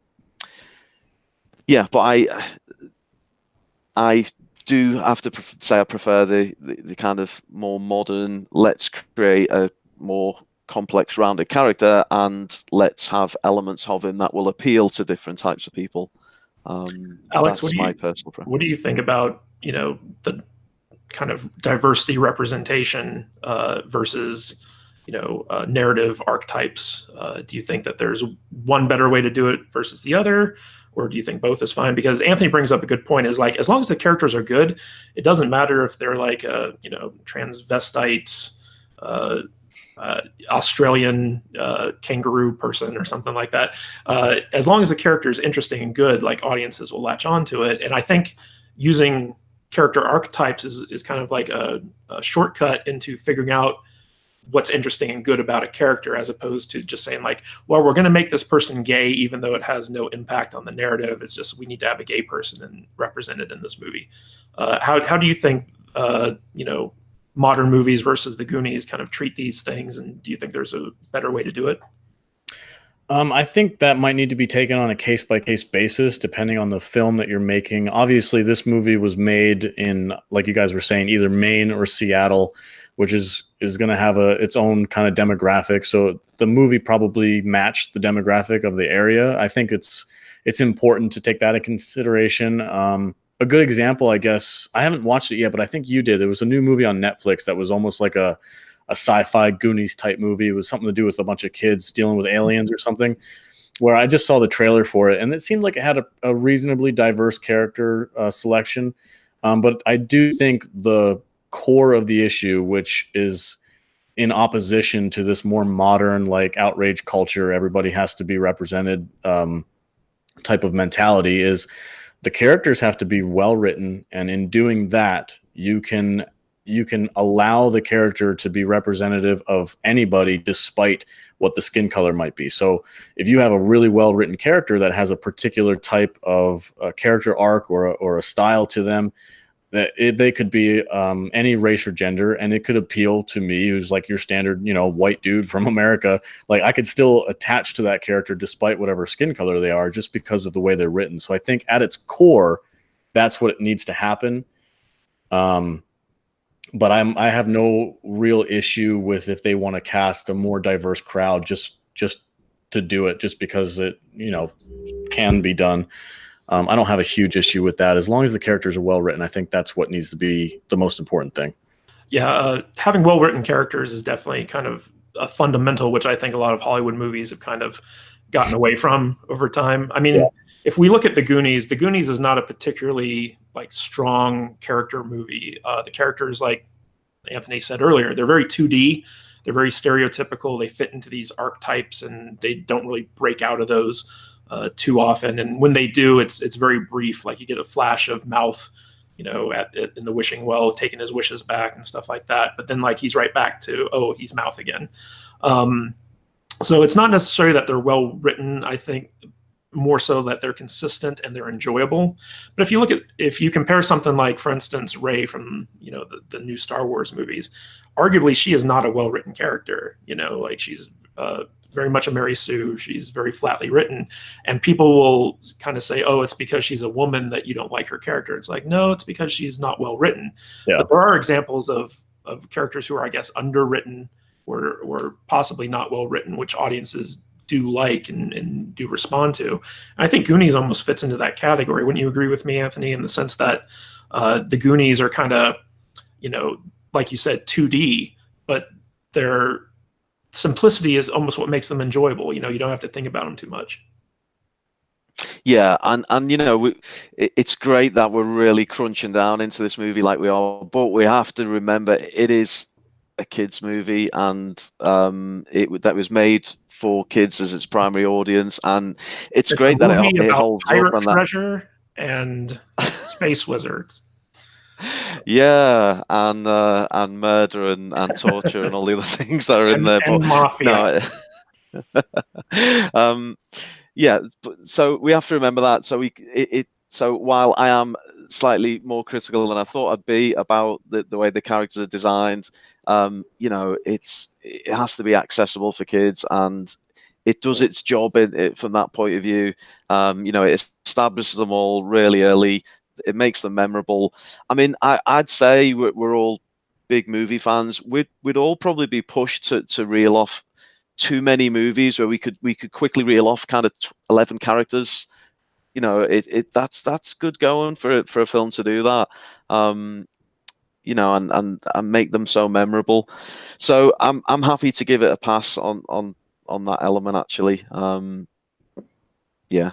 I think it's necessary. It's necessary to allow the movie to get on, and the other thing that we have to give it credit for, and it might be another one of those Spielberg traits, is the film is constantly moving. There's very little wastage with most Spielberg films. I think that's the same for the Goonies. Again, despite that criticism from some about the slow first act, but it's constantly moving, often literally constantly moving, as they're moving through the cave network or going down the water slides, which I love that bit.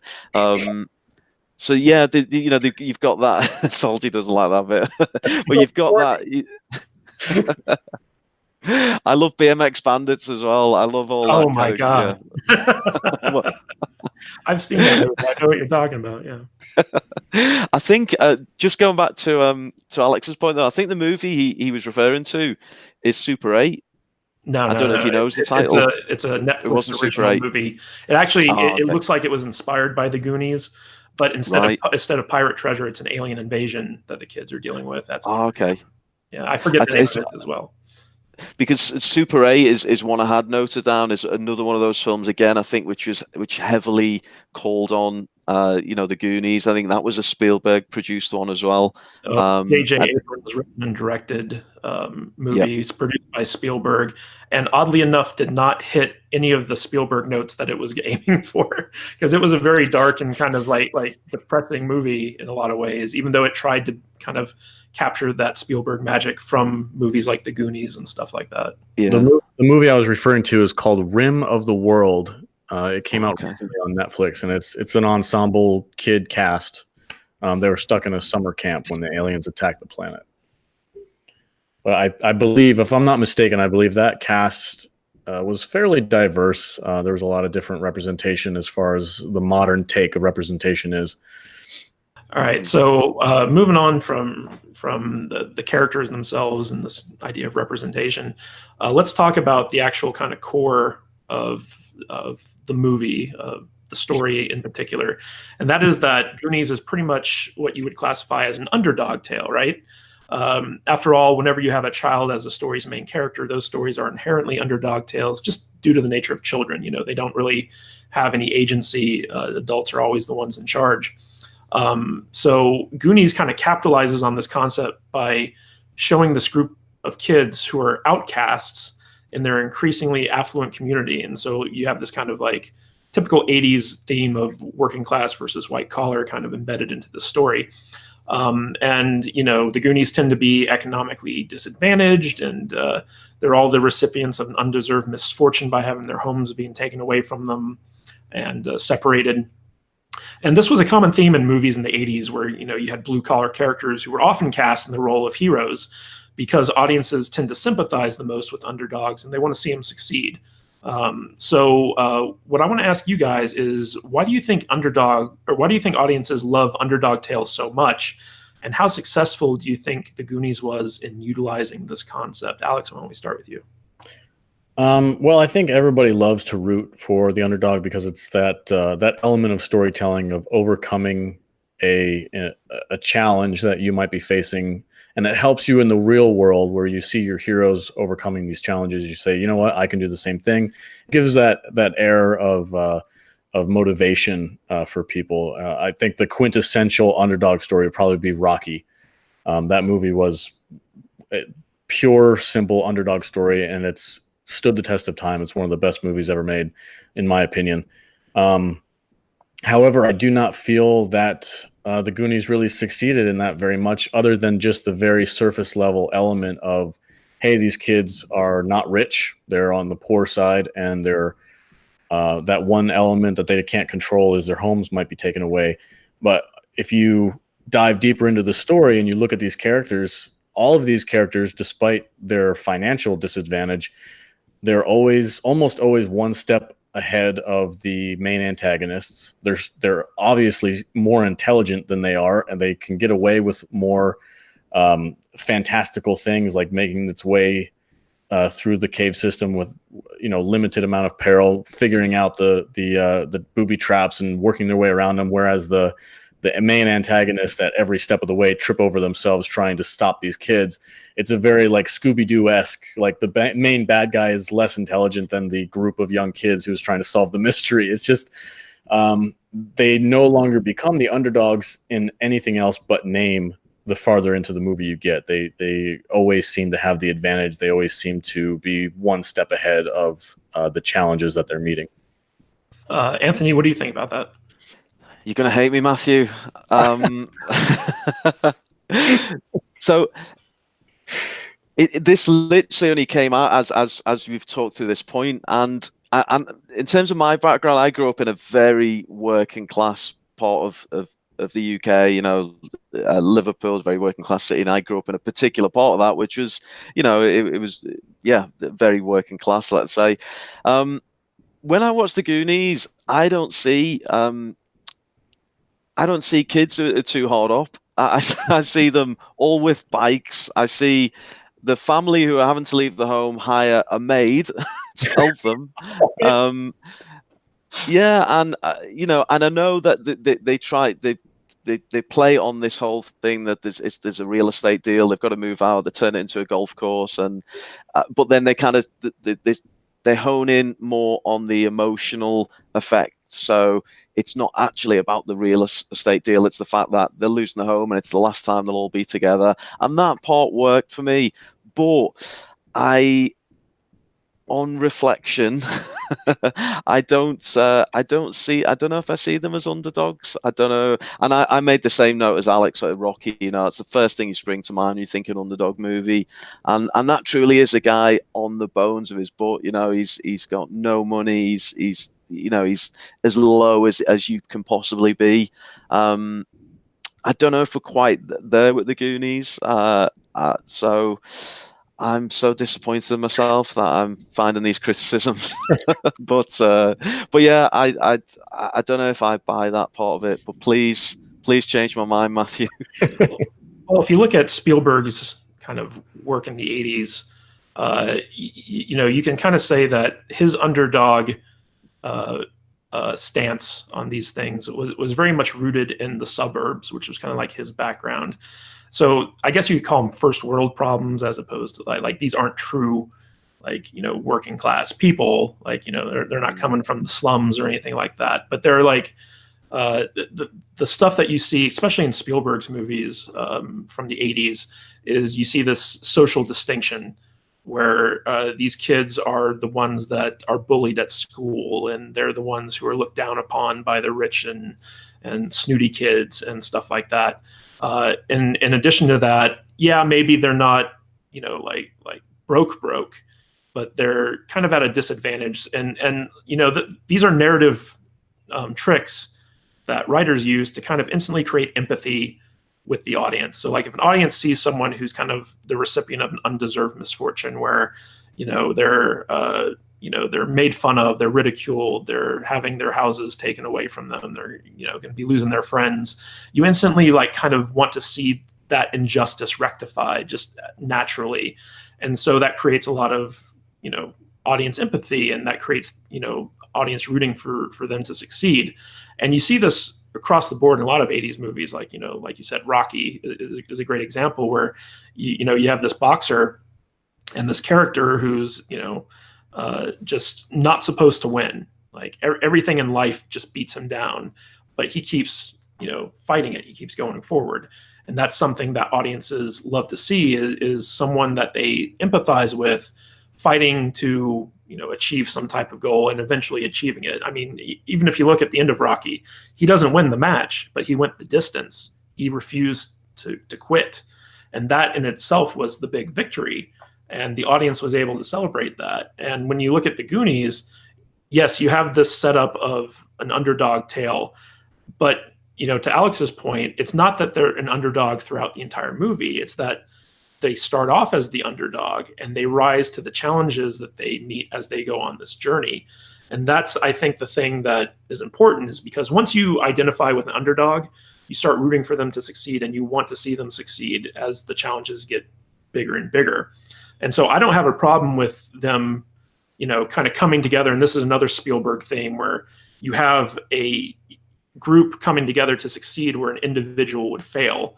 Like you have Chester Copperpot, who, tried to go it alone to find One-Eyed Willie's treasure, and he ended up dying because he was just relying on himself. But the Goonies, if you look at their venture, to discover this treasure, at a certain point, they'd have never made it if even one of them had stayed home that day. Every person in the group has a contribution to their journey. Like, Mouth is the kid of a plumber, so he understood how the pipes worked. Data had his gadgets, so he was able to, save them in clutch situations. Annie could play the piano, so she was able to, do that. Mikey kept them all together. Brant was the guy who was physical, and he was able to, protect, everyone. So like every character kind of had their own purpose for being there, and they picked up on the weaknesses of the others, which, yeah, it's kind of unrealistic, because I know Alex would probably hammer on that point. Oh, I've got so many.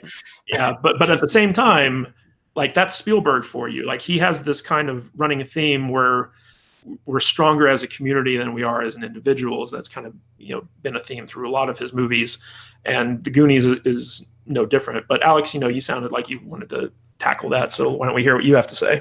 I agree with you that that Spielberg theme of working as a team is in a lot of his movies.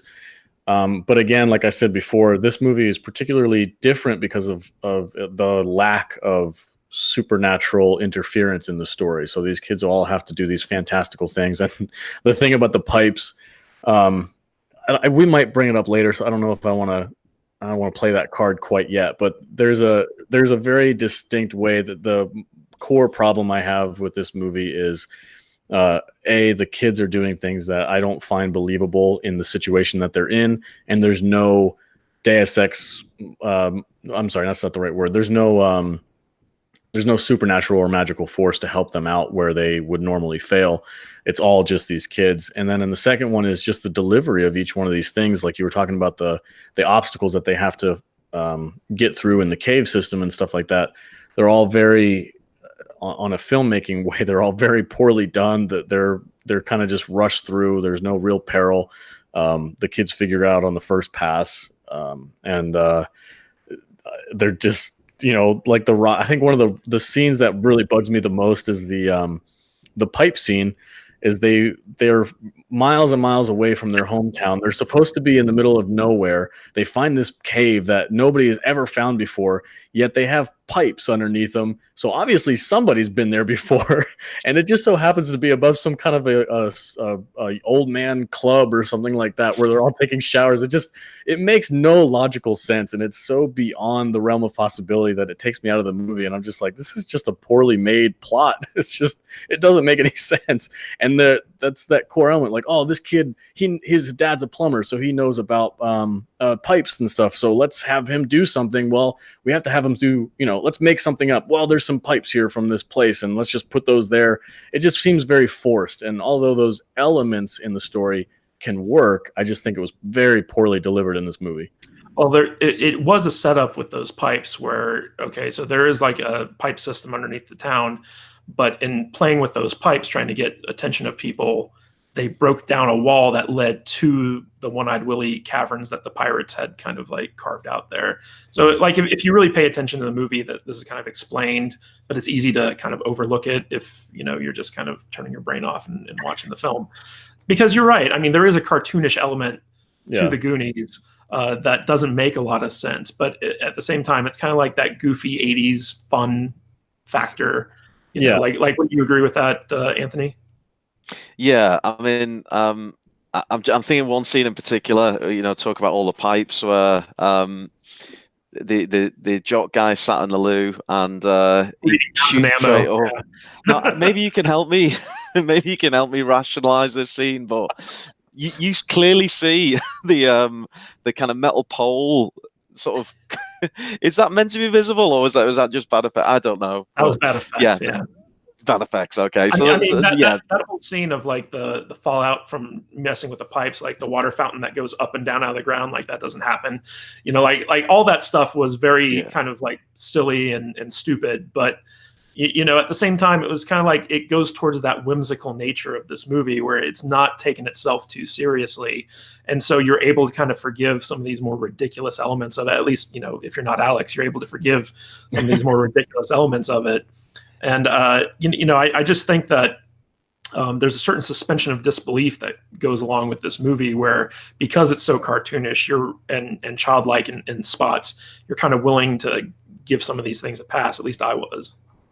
Well, I've got one for Alex, actually. So, okay, what one of the scenes which comes to mind is the piano scene, skeletal piano scene, and Data falls. And then he shoots his contraption. He's already shaking his head. I knew this. Right? He shoots his contraption, and the plastic teeth lock onto a part of the cave, and it saves him from certain death. Now I know. Without asking him how Alex feels about this, I guess you didn't buy that, Alex. Am I right? No, not even a little bit. Because, and again, I would have if there was, maybe instead of teeth, maybe they found some magic whatever device, the MacGuffin or something that helps them along their path. And it's almost like in every other child's movie, there's always this one element that allows them to do the impossible, right? You got E.T., you got in Stranger Things, you have Elle, she's got these mental abilities. The kids always have a logical reason for having a one-up on the situation, and it's usually some kind of something that's beyond our realm or beyond the earth. That's that one little thing that helps them do it. This movie does not set that up at all, and you're supposed to believe that these kids are doing these things in the real world. Of course, they have silly elements because it's a kids movie and it's 80s, but there's never anything that helps you suspend your disbelief in those practical settings where it's like, okay, I know that would never happen and there's no reason for it to happen. So why am I supposed to believe it? Just because I'm supposed to give it a pass because it's a kid movie? Am I supposed to give it a pass because it's an 80s movie? Like, that seems lazy to me. That seems like you made a bad movie and you're hoping that people who watch it are just going to be like, oh, whatever. Well, I would argue that a lot of this stuff is properly set up in the movie, but go ahead, Anthony. Sorry, yeah, no, my follow-up was, because that particular scene, I know, you watch and you think, oh, come on, that would never happen. But is it so far removed from Luke swinging across the chasm you know, the 70-year-old farm boy Luke holding on to Princess Leia, somehow wrapping this rope around the chasm? Is it so far removed from Indiana Jones using a whip and somehow getting that whip to kind of tie onto the log and then swinging across? You know, I would say it is. It's slightly more ridiculous, but is it so far removed from it? I don't know. I think, you know, and I think you said it, that, you know, you have to apply the suspension of disbelief and kind of go with it a little bit. And I guess that's where we diverge. You know, Alex doesn't want to go there, but I guess me and you do, Matthew. You know, I would argue for those two specific examples, Luke. He's 17. He's using a device that is specifically meant to do what he's doing with it. Indiana Jones, again, he's using his bullwhip, which is established at the beginning of the movie that it can hold his weight. It's his thing that he uses often. I believe those elements. And again, you have to remember that Indiana Jones fell. It didn't work. You know, it worked just enough, but the branch broke and the whip didn't work all the way. He had to use his own strength to get out of that situation.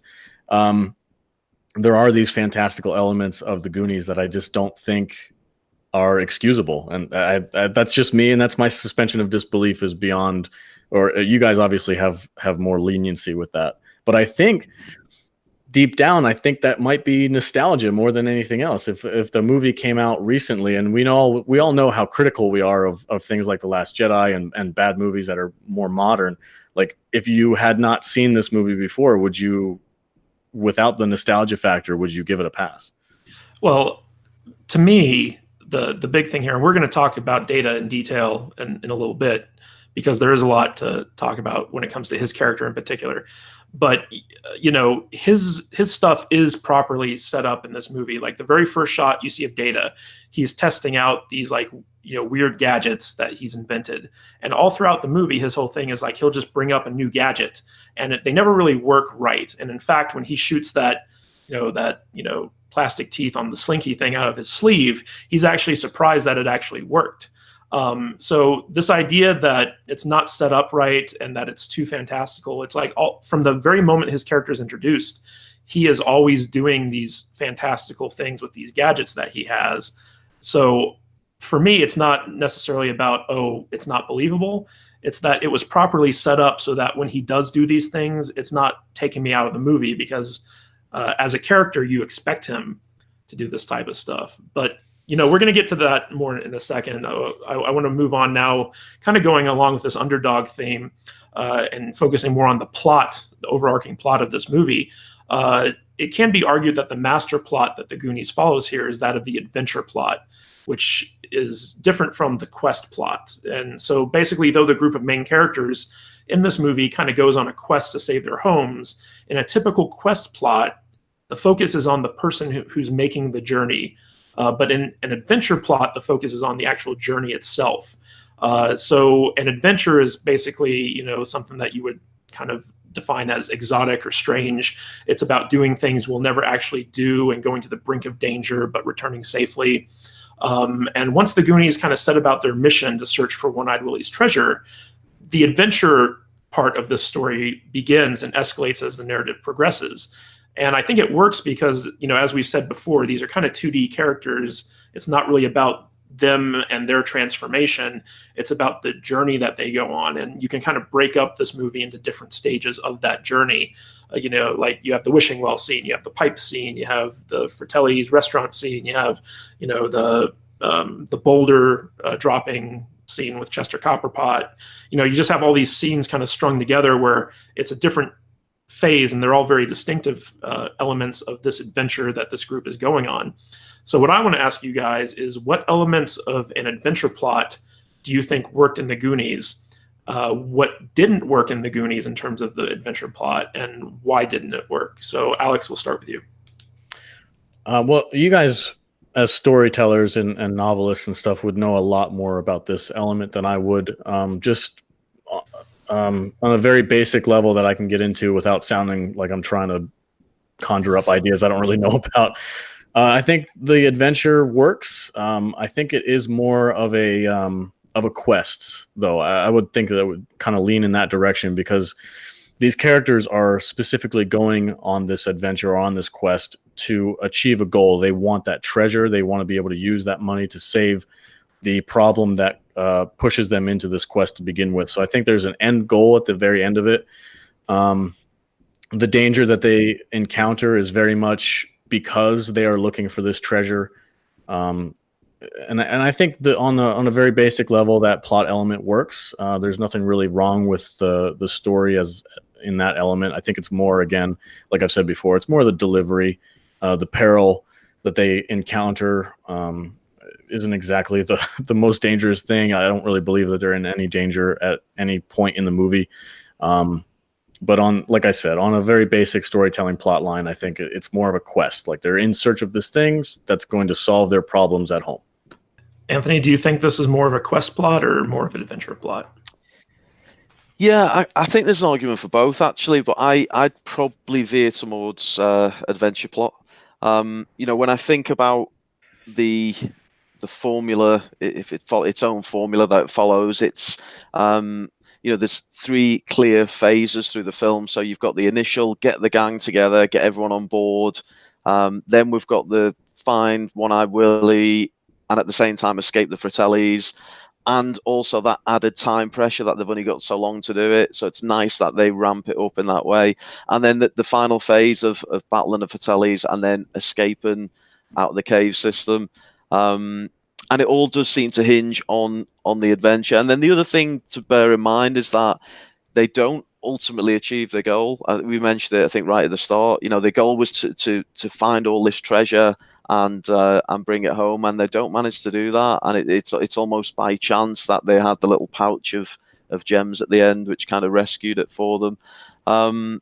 So I would say you could make an argument for both. Definitely, they're driven by finding the treasure, but there's a clear focus on the adventure element and how that's mapped out. What do you think, Matthew?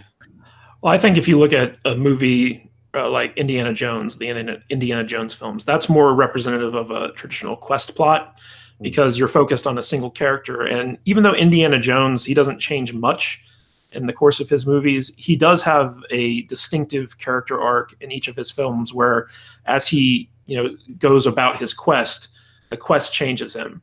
By the end of the movie, he's a slightly different character than he was at the start of the movie. But if you look at Goonies, none of these characters, even though like we've talked about how it's a coming of age tale and these characters do mature a little bit, for the most part, it's not about their character transformations. It's about them as a group moving through these different obstacles to get to their, the end of their journey.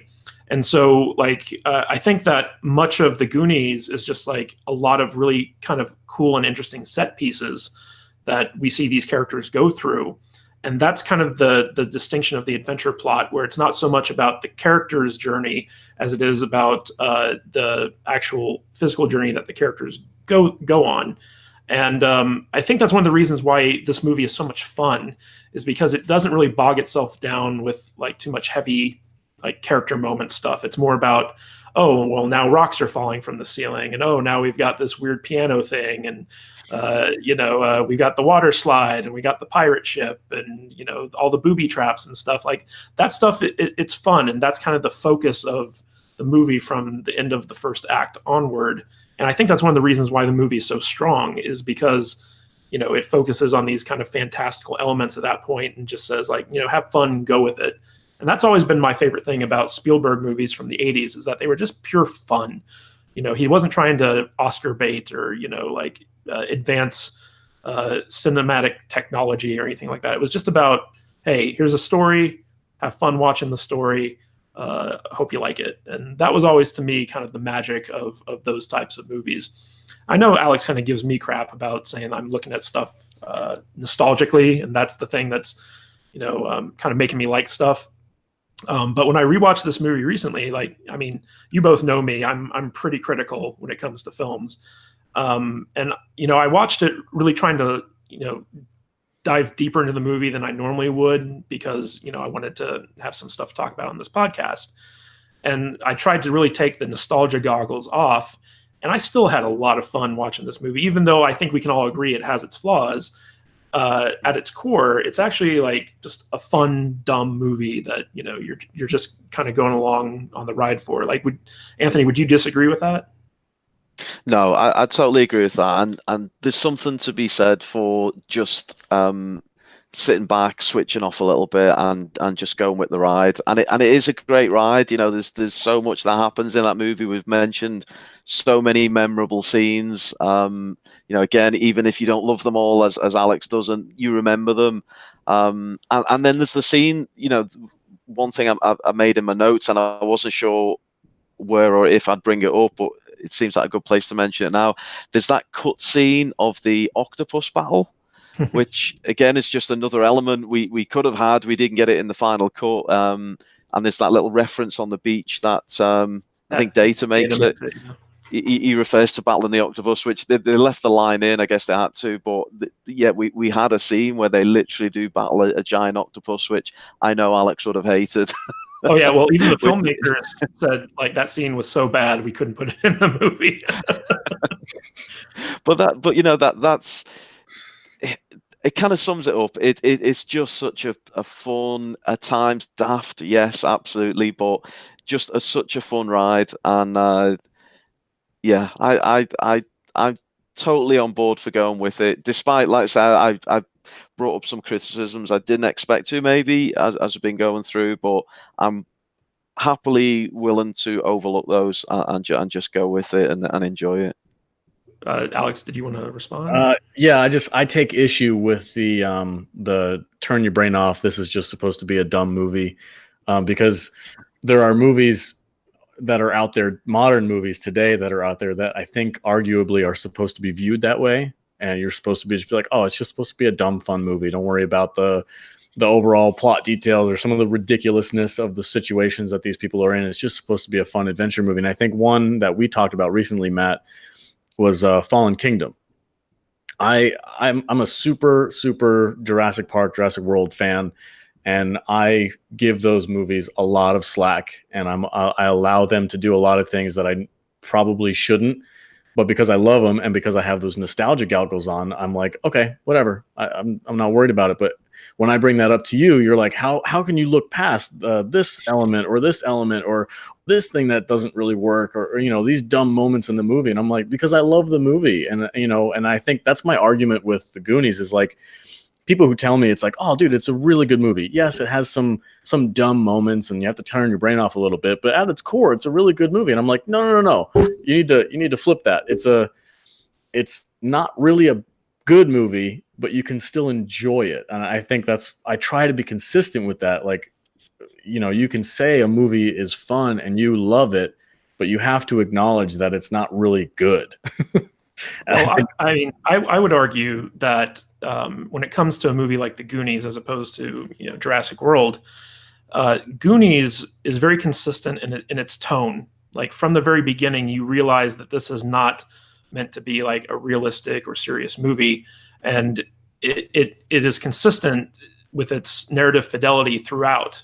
Like obviously there are moments in the movie that are dumb, but because it has this tone of being kind of cartoonish and kind of, you know, fantastical, the audience is better able to suspend disbelief and kind of accept the weaker moments in the narrative. Whereas when you have something like Jurassic World, like that movie, even though it does have fantastical elements to it, by and large, it's meant to be played straight. And so when you have problems with the flow of narrative logic in a movie like that, where, you know, you can say like, well, why did the pirates build all these elaborate tunnels and booby traps in the Goonies? But then you could just kind of brush that off as, oh, well, Goonies is not meant to be taken seriously.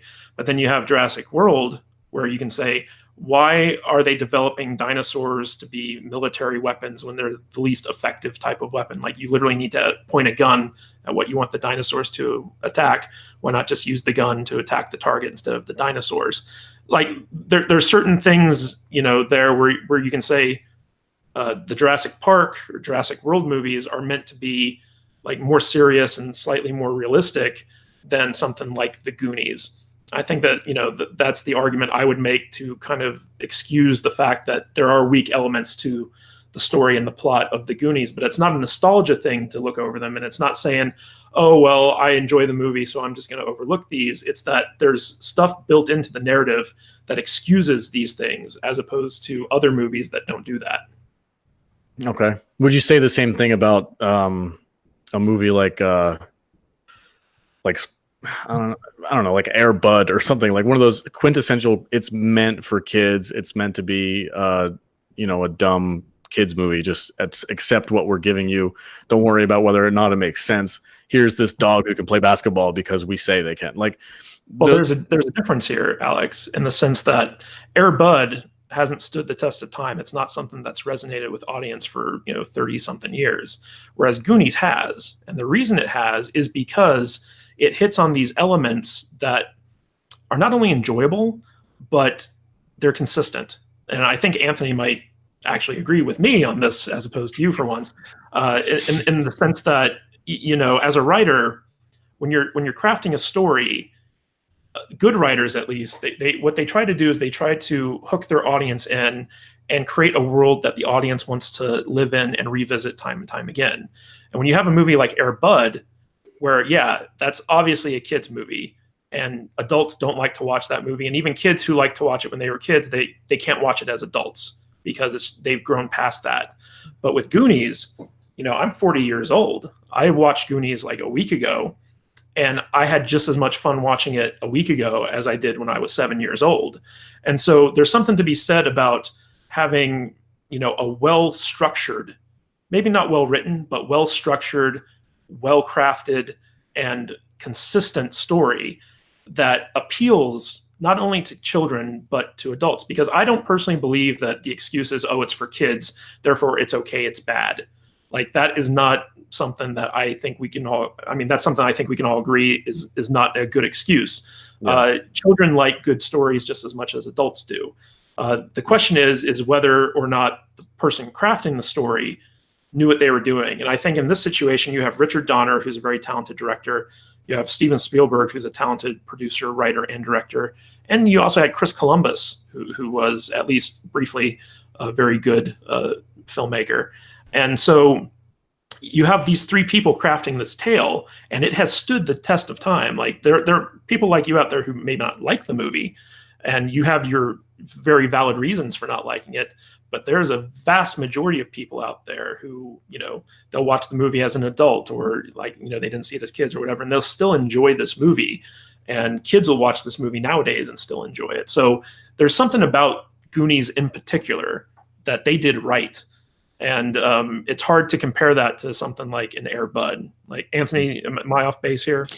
No, I agree with you on this one. So it's a fair point that Alex has raised. I think it's a case of what or how much you're willing to overlook sometimes. And I think there's certain things which you are easier to overlook than others, and the film still works and it still holds up. So I think the things you can't overlook are issues with the core plot, issues with the main character or characters, the resolution of the movie. If any of those are not working or not credible, it won't hold up, and the movie doesn't work. But if it's individual scenes, and we've picked on a few and we've laughed about them, if it's certain small character traits or choices, you can get over those. You can get over those if the core formula works. I think it does in Goonies' case. And just one I will throw out there as,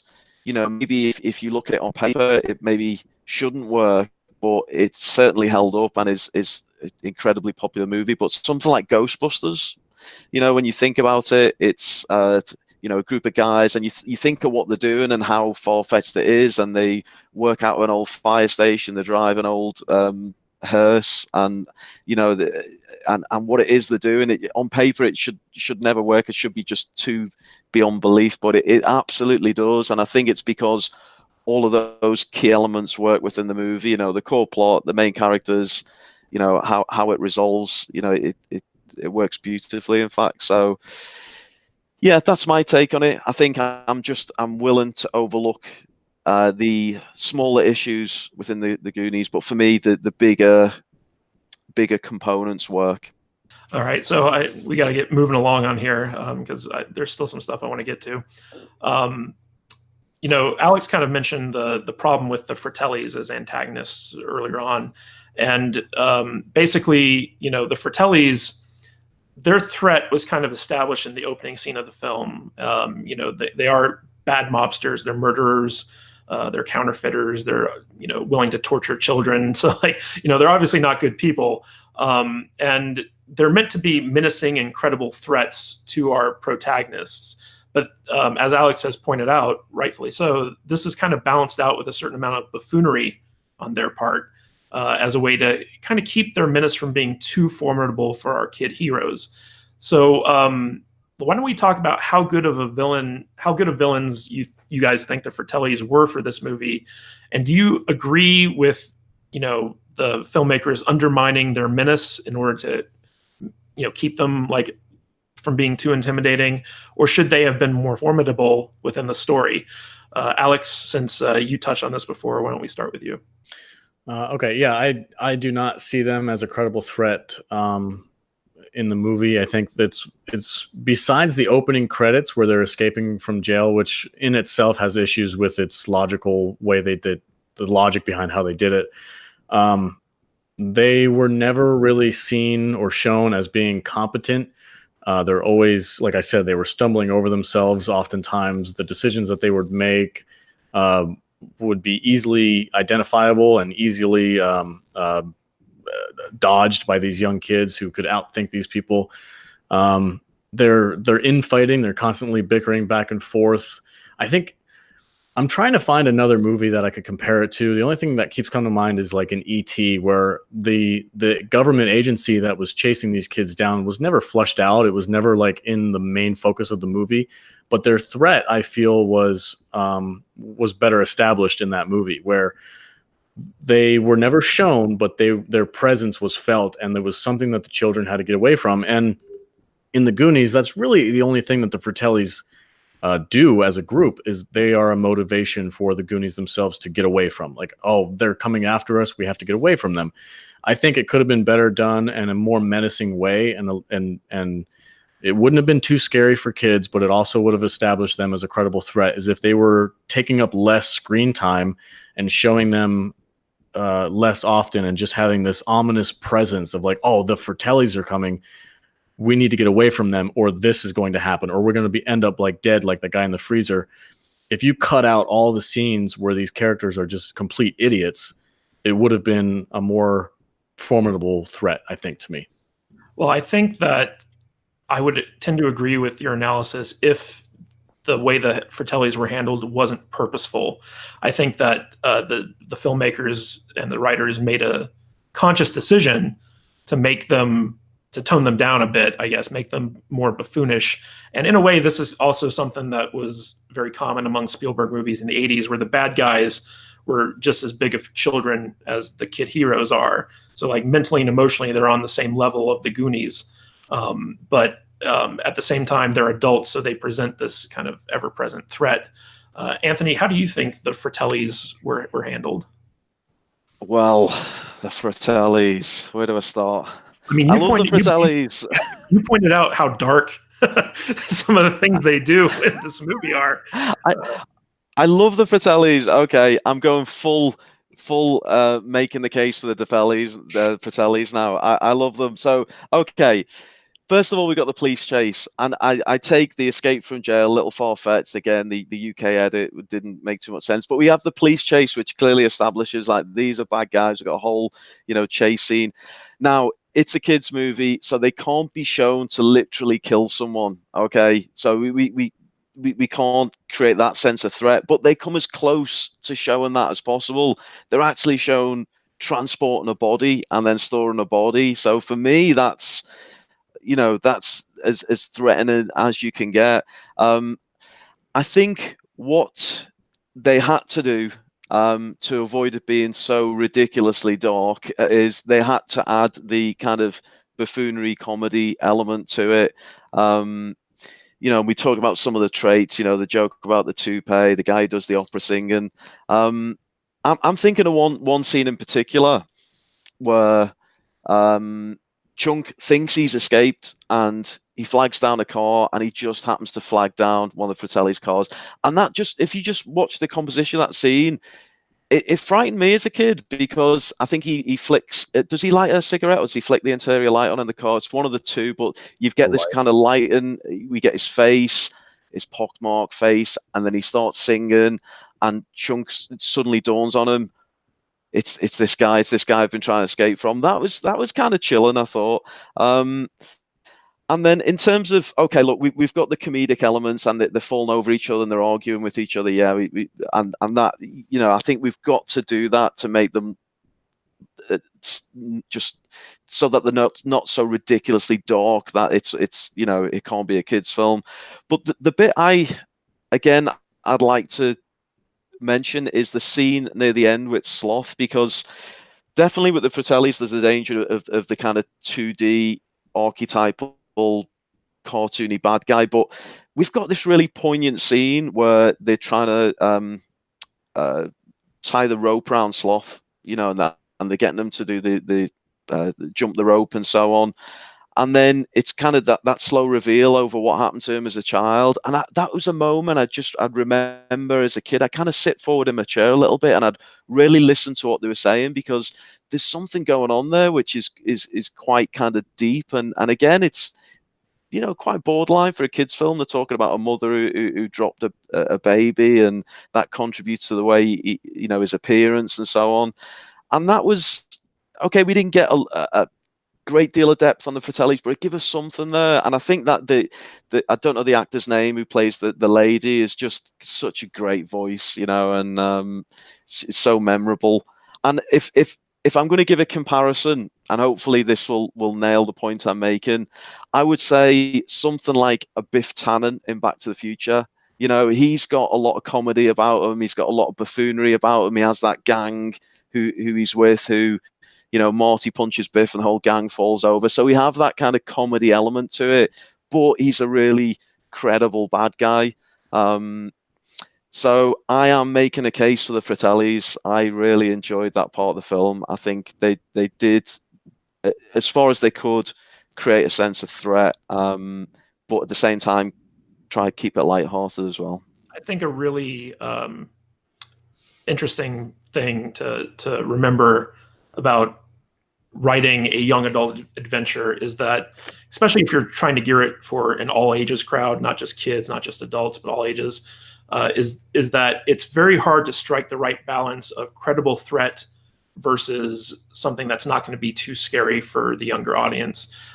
So Alex, I know that you love Stranger Things, the Netflix series, which is kind of like its own take on, you know, kind of a cross between Stephen King and Steven Spielberg movies from the 80s. Where you have like this group of kids who's the main characters, and you have these credible threats in that movie, which do cross that line into being like too scary, too real, too, you know, formidable. But with Goonies, you know, I think it was kind of a mixture of the time period in which it was made and a conscious decision on the writer's part to craft characters that present these threats. I mean, like when you have Mama Fratelli say, "We only serve tongue here," and she whips out the switchblade and has like Mouth stick his tongue out. Like, I can remember as a kid being disturbed by that, because it was just like such a kind of like, you know, creepy scene to me.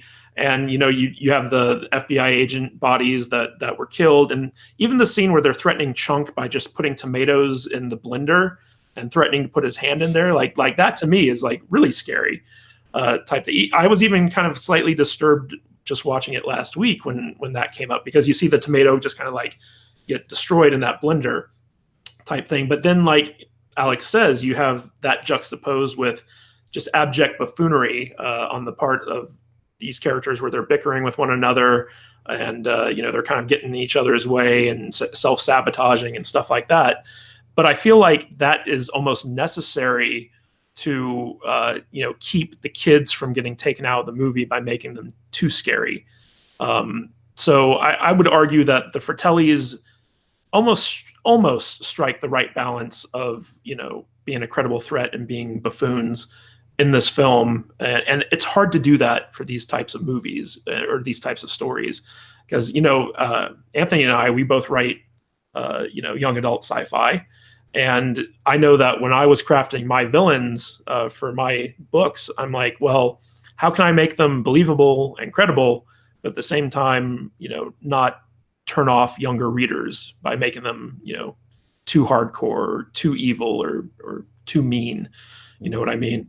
So I feel like this was one of the things that you could argue is a flaw in the Goonies, but I feel like it's actually one of the things they got right. Alex, would you kind of, I'm not going to give you any ground on this. No. Okay, fair enough. I did like Anthony's point about Biff Tannen as a very excellent opposition to my point where you can have a villain. I love Biff Tannen. I think he's a great villain. Yeah. I would just argue that, of course, Marty McFly and also his dad, George, in the 1955 era, were both able to hold their own against Biff, who might have been able to beat them up, because we see that happening, and there's usually the principal comes in and saves them at the last second or something like that. But it's believable to me that Marty would be able to hold his own, or at least outsmart Biff. Biff is more of a brute strength, not really the brains of the operation, whereas Marty uses his cleverness to beat him. So I think there's a difference there, where it's more believable for me to see Marty outsmart somebody his own age, as opposed to a group of young kids, preteens, outsmarting this group of mafia-led criminals who just escaped from jail and killed an FBI agent. Like, there's a balance there that is way skewed in the kids' favor to be able to make it believable. And there's one movie that I thought of while you guys were talking that kind of had the same type of villain. Would be the live action version of 101 Dalmatians, if you guys remember that. You had Hugh Laurie, I think, was one of the bad guys, along with the other character, and then you had Glenn Close was Cruella de Vil, where those were threatening villains but got outsmarted by dogs, essentially. So it's like you have these villains, but they have to be made so incompetent in order for the story to work. And I think that's where I believe that the balance is too far in one direction for them to be seen as a credible threat. I would argue that the Fratellis aren't necessarily incompetent. I would just argue that they're set up to be kind of their own worst enemies. But kind of in going along with what you said, Alex, I want to talk about the tone of this movie just very briefly, because one of the most interesting aspects of the Goonies is that it's able to keep this consistent, lighthearted tone throughout the course of the film. Like Anthony suggested earlier, like there's some very dark elements in here. There's murder, there's violence, there's torture, there's child abuse, there's like all this stuff, but it's never treated in a way that kind of bums you out. It's all very, I want to say, handled with kids' gloves almost. And this light-hearted tone is kind of big part of what makes the Goonies so fun and enjoyable for people of all ages. So what I want to ask you guys is, what do you think is the key to not only creating a lighthearted tone in a story, but also maintaining it without undercutting a narrative's drama? Anthony, what do you think?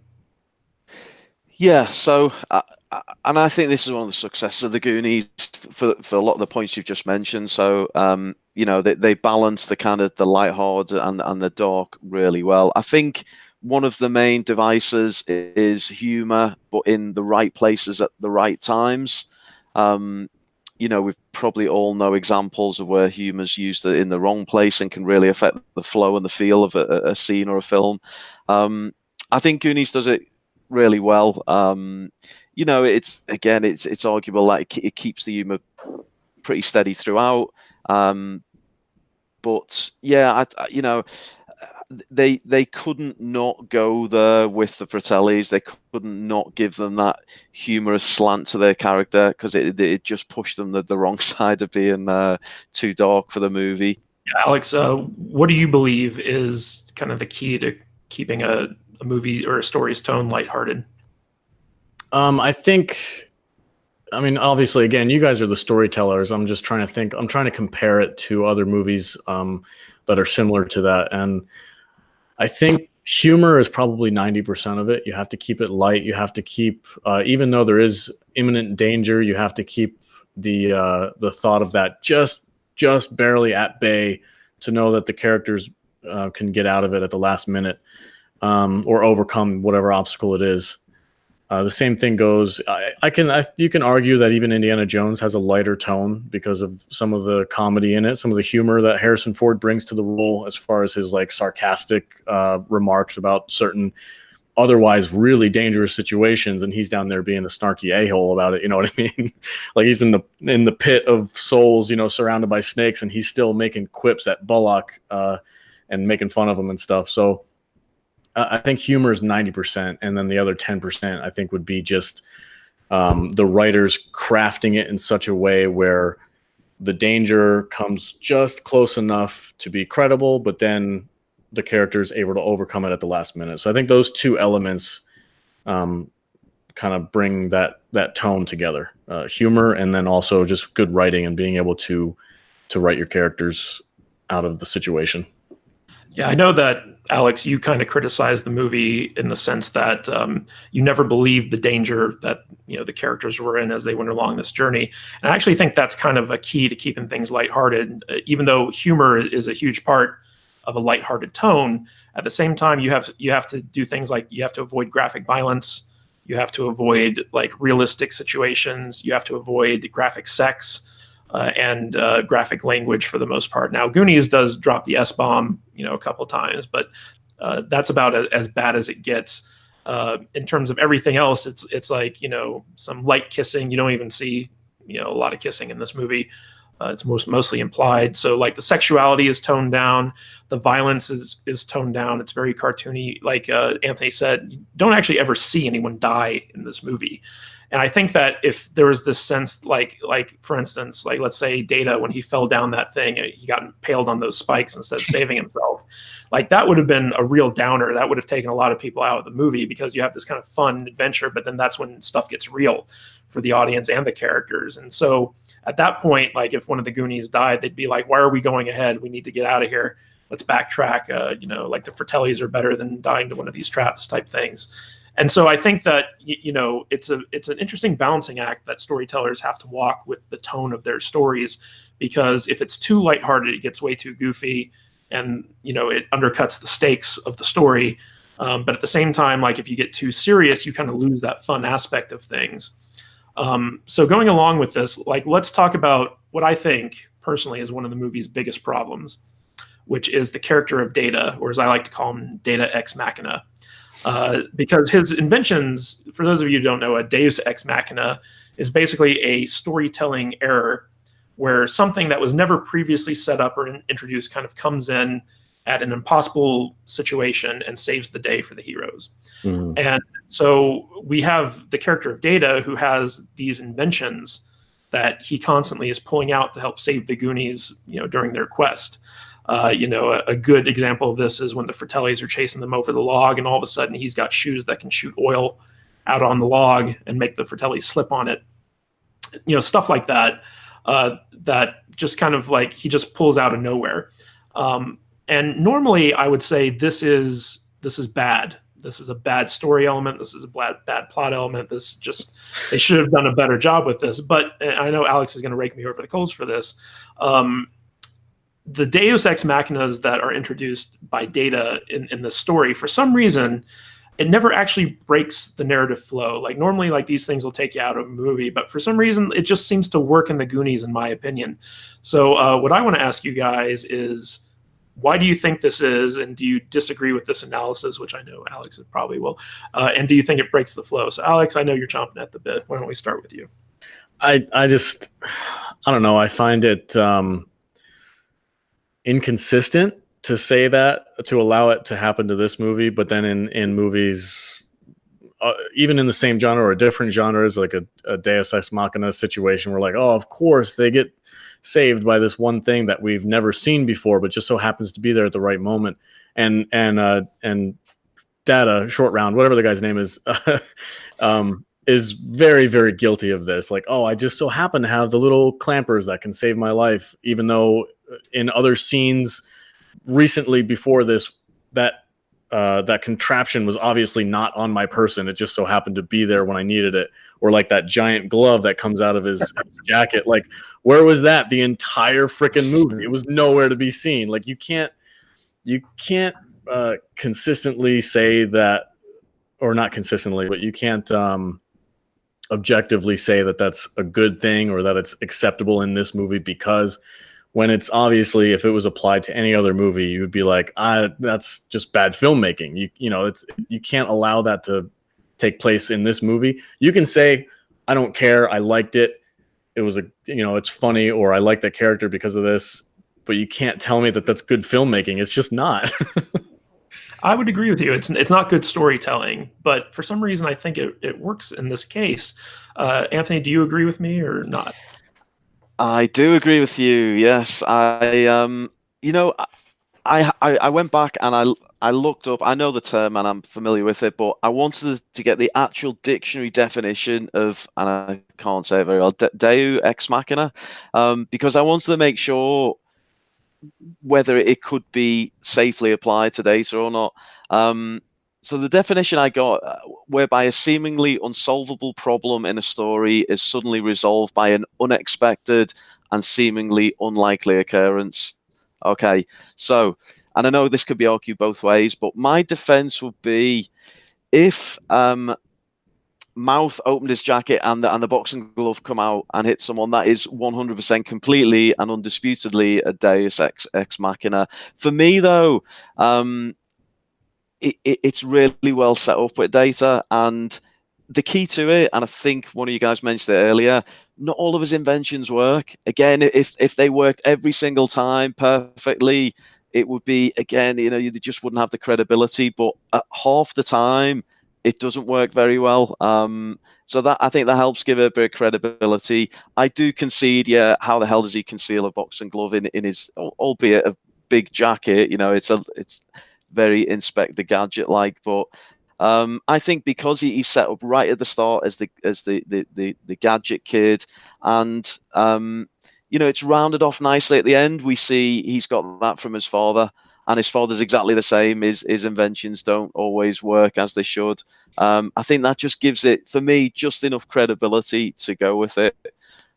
So I wouldn't say it could be argued that it's a Deus ex machina. I think because of the way it's set up with his character right from the start, I think I can give it a pass anyway. And I like data. I would agree with Anthony's take on this in the sense that because it's properly set up that Data has these gadgets, it's not completely out of the blue that like he'd have something for like these particular situations. And the fact that his gadgets don't always work, in fact, when they do work, it's often by accident. I feel like that kind of undercutting of their effectiveness in a way helps to justify their use. But I believe Alex, makes really good points here in the sense that it is objectively bad storytelling. It is a bad use of these elements where ideally, as a writer, you'd have set up, he's got the boxing glove, he's got the flashlight, he's got the chattering teeth thing on the slinky. Like you'd set up all of his, gadgets at the beginning. And then that way, when they're utilized throughout the film, the audience is like, okay, well, we've already established that he has these things, so this makes sense. But as it stands, the movie is just like, oh, well, Data needs this gadget at this point, so we're just going to give it to him. Yeah. So there's good and bad in the use of this character. But the thing that really, I think, strikes me is normally I would be nerd raging about the use of a Deus ex machina like they use with Data here. But I think because of Anthony's points, and he made them, very saliently, that's the reason why I don't mind it, is because like it almost feels organic to the story to have this bad element be in there. And it almost goes back to, the whole argument that we have over this film, Alex, in the sense that, there are certain things that I can excuse for Goonies because of its tone and the way that everything is set up, that I normally wouldn't excuse in other movies, which, kind of blows my mind now that I think about it, because I'm such a stickler for this stuff.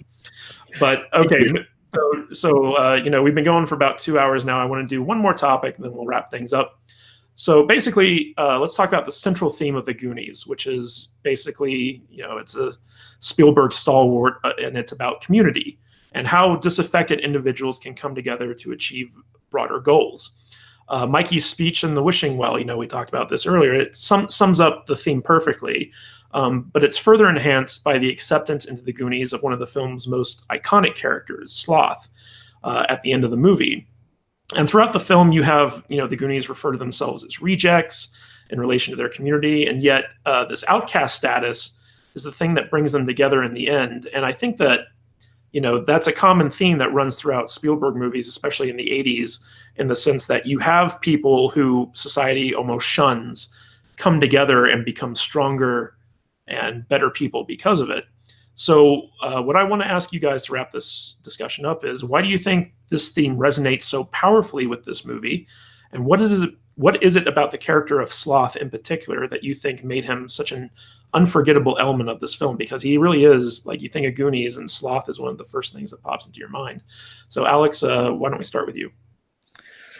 To be honest with you, I think claiming that he is like this quintessential underdog character that everybody can kind of connect with, and that he becomes a part of this greater group, I think that's a bit of a stretch.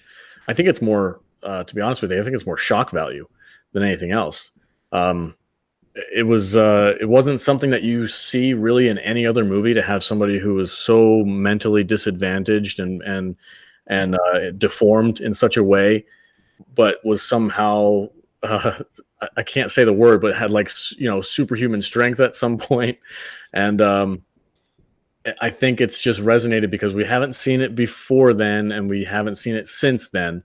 So I think it's just like they went there. They went to that level in this movie, and they weren't afraid to utilize that type of character that we've never seen before. I think it's more just like more of a shock value element than it is actually being a legitimate character in the movie. I think it was just like, and he had a couple of Deus Ex Machina moments too, where he came in and out of nowhere saved the day. So it's just, I think my personal opinion is it's more just the shock of having a character like Sloth in the movie than it is him actually as a character. Yeah, it's really interesting to me in the sense that you couldn't have a character like Sloth in a movie nowadays. You'd be picketed and boycotted and slammed on social media constantly for this portrayal of special needs people or what have you. And yet Sloth is one of the most beloved characters from the 80s. Anthony. So why do you think this idea that the Goonies are outcasts and rejects, but at the same time that somehow justifies the use of a character like Sloth and makes him an audience favorite, makes people fall in love with him? How do you think all that comes together? Yeah, I really thought about this because, I think Alex is right. He's physically memorable, and I think that really helps. The guy who played him, 6'8", American football star, and obviously the makeup and the effects. I was reading about, which I never knew until I was preparing for this podcast, but the one of the eyes was remotely operated. I never knew that. So it's little things like that. It's a really, the character design's great from a physical point of view. Where I think it works is he fulfills the role of the monster character. That's how he's first introduced. He's in this dungeon, he's chained up, and we're kind of reacting along with Chunk, total abject fear at this really deformed, monstrous person. And I think audiences like it when the monster turns to the good side. And I tried to think of a few examples, like King Kong is probably the most classic one, or if we say something like Bigfoot and the Hendersons, you're taking a classically kind of what would be a scary monster figure. Beauty and the Beast. Yeah. I mean, the one which personally I would compare it to is Chewbacca in Star Wars. Chewbacca visually and everything about his character, he should be kind of a bad guy. He's this big roaring beast, but it's absolutely fantastic that he's on the good side. And I don't know if Sloth maybe slots into that role of kind of typical monstrous character turn good. I don't know. That's a theory I've got. But the bit I really like about him is, I mentioned it earlier, we get to know his backstory. He's not just this, this deformed figure. The backstory about how he was mistreated as a child, and the thing that we really, I think everyone, just the reason we love this character is because he only wants to be loved. That's his only thing, his only motive in life. He just wants to be loved by his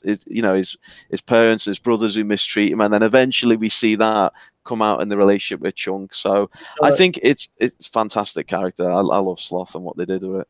He's the Hunchback of Notre Dame, basically. It's a very similar character to that, and I'll concede that is an underdog story for sure. Obviously, Sloth is not the main character in this movie. He's more of like you said, he's that I don't know. He's the monster that we're all afraid of, but when we actually see him in the light, he's actually not that bad. I think, was there an element of that in To Kill a Mockingbird, Matt? There was that one character that we were supposed to be afraid of, but then once that got introduced into the story, they became likable. I think it's like the noble monster archetype, something like that. But one of the things that I feel makes Goonies like a notch above most young adult adventure films is the fact that they take the time to kind of flesh out all their characters just a little bit. Like when Anthony mentioned the story of how Sloth became deformed like he was. It's a very minor thing at the end, but at the same time, it not only shows how big of a monster Mama Fratelli is, but it also creates this. I mean, it's almost horrific when that scene is being acted out, because Sloth, like, he reaches up to his face as he's remembering her dropping him, and it creates like such massive amounts of sympathy with the audience when that happens. That and he's not the only character that this movie does that with. Like each character in the film at some point gets these little character moments that bring them just a little bit beyond 2D. And I think a lesser film probably wouldn't have done that.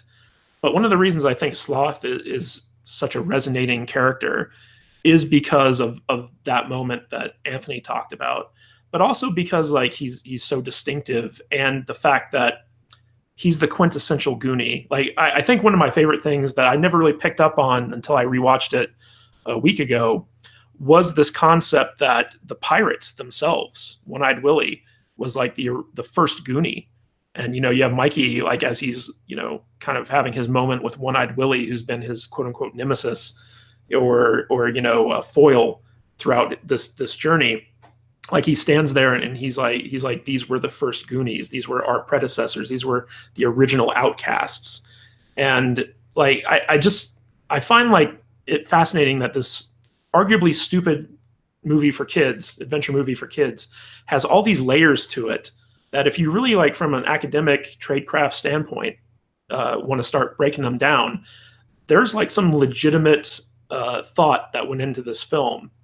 And I think that's one of the reasons why it stood the test of time and why so many people call it a classic. Like, I mean, Alex, correct me if I'm wrong, even if you don't like this movie, you have to admit that there are elements in here that kind of put it a cut above like just a dumb kid's adventure film. Like, would you agree with me on that?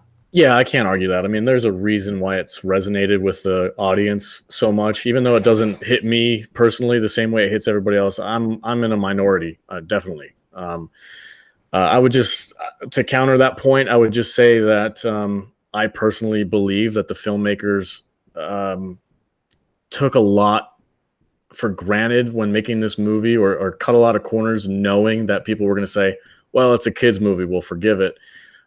Especially when they were like making those booby traps where you could see the strings still attached to the bats that were flying out of the cave, or you saw the boulders that fell, they would bounce off the floor because they're not really made. It's like, it's those little elements where I personally believe that if this movie was actually directed by Steven Spielberg, I don't think he would have taken those same shortcuts. I think he would have went the extra mile, and I think he would have either improved the editing process where he could make the effects look a little bit more realistic, or maybe spend a little bit money in certain areas where it was going to be noticeable that these things were kind of cheaply made.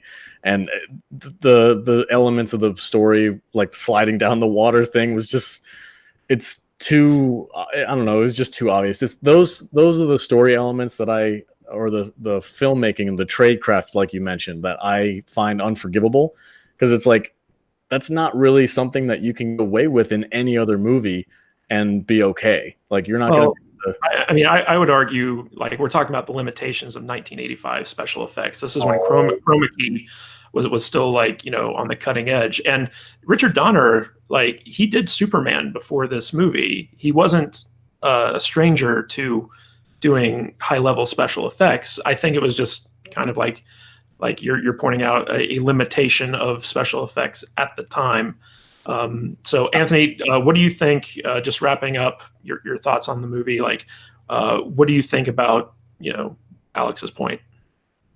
Yeah, I actually think it's quite a fair point. I mean, and when we think of some of the other films that were made around that time, again, huge Star Wars fan. I know he probably took his different budgets and they kind of pioneered some of the effects, but they the first Star Wars made 8 years before, and they got around a lot of those issues of visible strings and things like that. But look, I can't. As I mentioned throughout, I've maybe uncovered some criticisms that I didn't expect that I would, even before we started the podcast, which is interesting for me. But it doesn't change how I feel about the movie. I still, call it nostalgia or whatever. But I loved it as a kid, and I've loved it every time I've seen it since. And I've probably it's up there with one of the films I've watched most after probably Star Wars and Back to the Future, two of my all-time favorites. I think it's it handles the cast of characters really well. It moves along really quickly. It's got humor. It's a great adventure, and for all those big reasons, I absolutely love it. And yeah, I can forgive the niggles, which I'll absolutely concede. It has them. But yeah, I'll watch it however many more times throughout the rest of my life, and I'll enjoy it every time. So that's my overarching thoughts on it. Well, guys, I think we've probably talked more in depth about Goonies than anyone in the history of movies, especially for people who didn't like the movie. So let's wrap this up. So Alex, the Salty Nerd, has a fantastic podcast he does. I love listening to his podcast.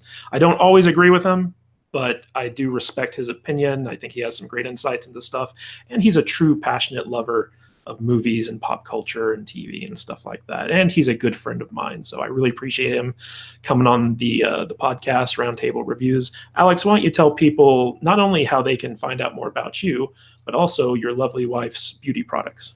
Oh, hey, I appreciate that, man. I have my podcast is available on iTunes, Spotify, and Stitcher. I do have a YouTube channel, but I don't like the editing process and uploading videos, so there's not much on there. But iTunes, definitely, you can check out my episodes on there, and you can follow me on Twitter at @salty_nerd. I do a lot of posts, and I talk about movies a lot. And this is Jurassic June, so I do one post a day specifically about Jurassic Park and why I love it so much, and some of the cool backstories behind that. And my podcast is sponsored by my wife's business. She creates skin and hair products. It's called Organically Wonderful. You can go to organicallywonderful.com and check out some of her products, and you can get it shipped to you. And if you would like to, you can type in the discount code SALTY15, which will get you 15% off your purchase. So if you want to support the podcast and you like my content, I don't have a Patreon or anything like that, so you can go to my wife's website, and that will indirectly help me do more podcasting, because if she can get her business off the ground, then I don't have to work anymore. And my girlfriend's a professional spa therapist, and she had very good things to say about your wife's materials, and she knows what she's talking about. So definitely check out that website and Salty's podcast. And he's also quite active on Instagram. I'm actually impressed because I have yet to crack Instagram, but Salty seems to be on top of that stuff. Now going to Anthony Ergo, not only is Anthony a talented novelist who has a series up on Amazon.com called the Dystopia series, He is also quite the edgelord on Twitter, so you can find out more about him. Anthony, why don't you tell us where people can find out more about you?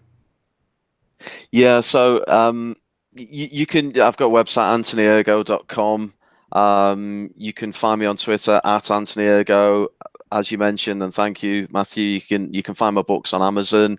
But my other little pastime is as a character known as Ruin the Man Baby. So if you like a bit of Star Wars parody and fun, then I operate a Twitter account called Ruin the Man Baby, where I have a lot of fun at the expense of, shall we say, Disney Star Wars films, and yeah, it's good fun, and it's how I started interacting with you guys. So it's it's a blessing in that way. But yeah, I tweet as Ruin the Man Baby, and I have a YouTube channel at Ruin the Man Baby. But for serious book stuff, it's Anthony Ergo.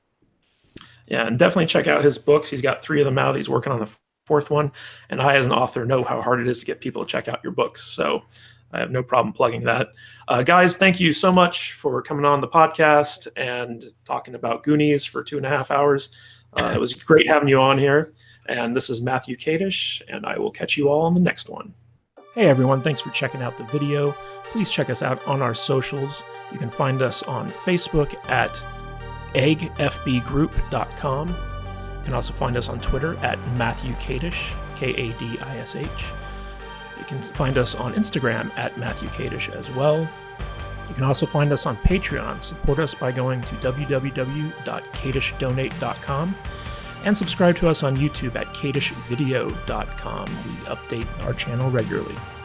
Finally, check us out on Amazon at kadishbooks.com, Kadish books.com. Thank you all for tuning in. This is Matthew Kadish, and I will catch you later.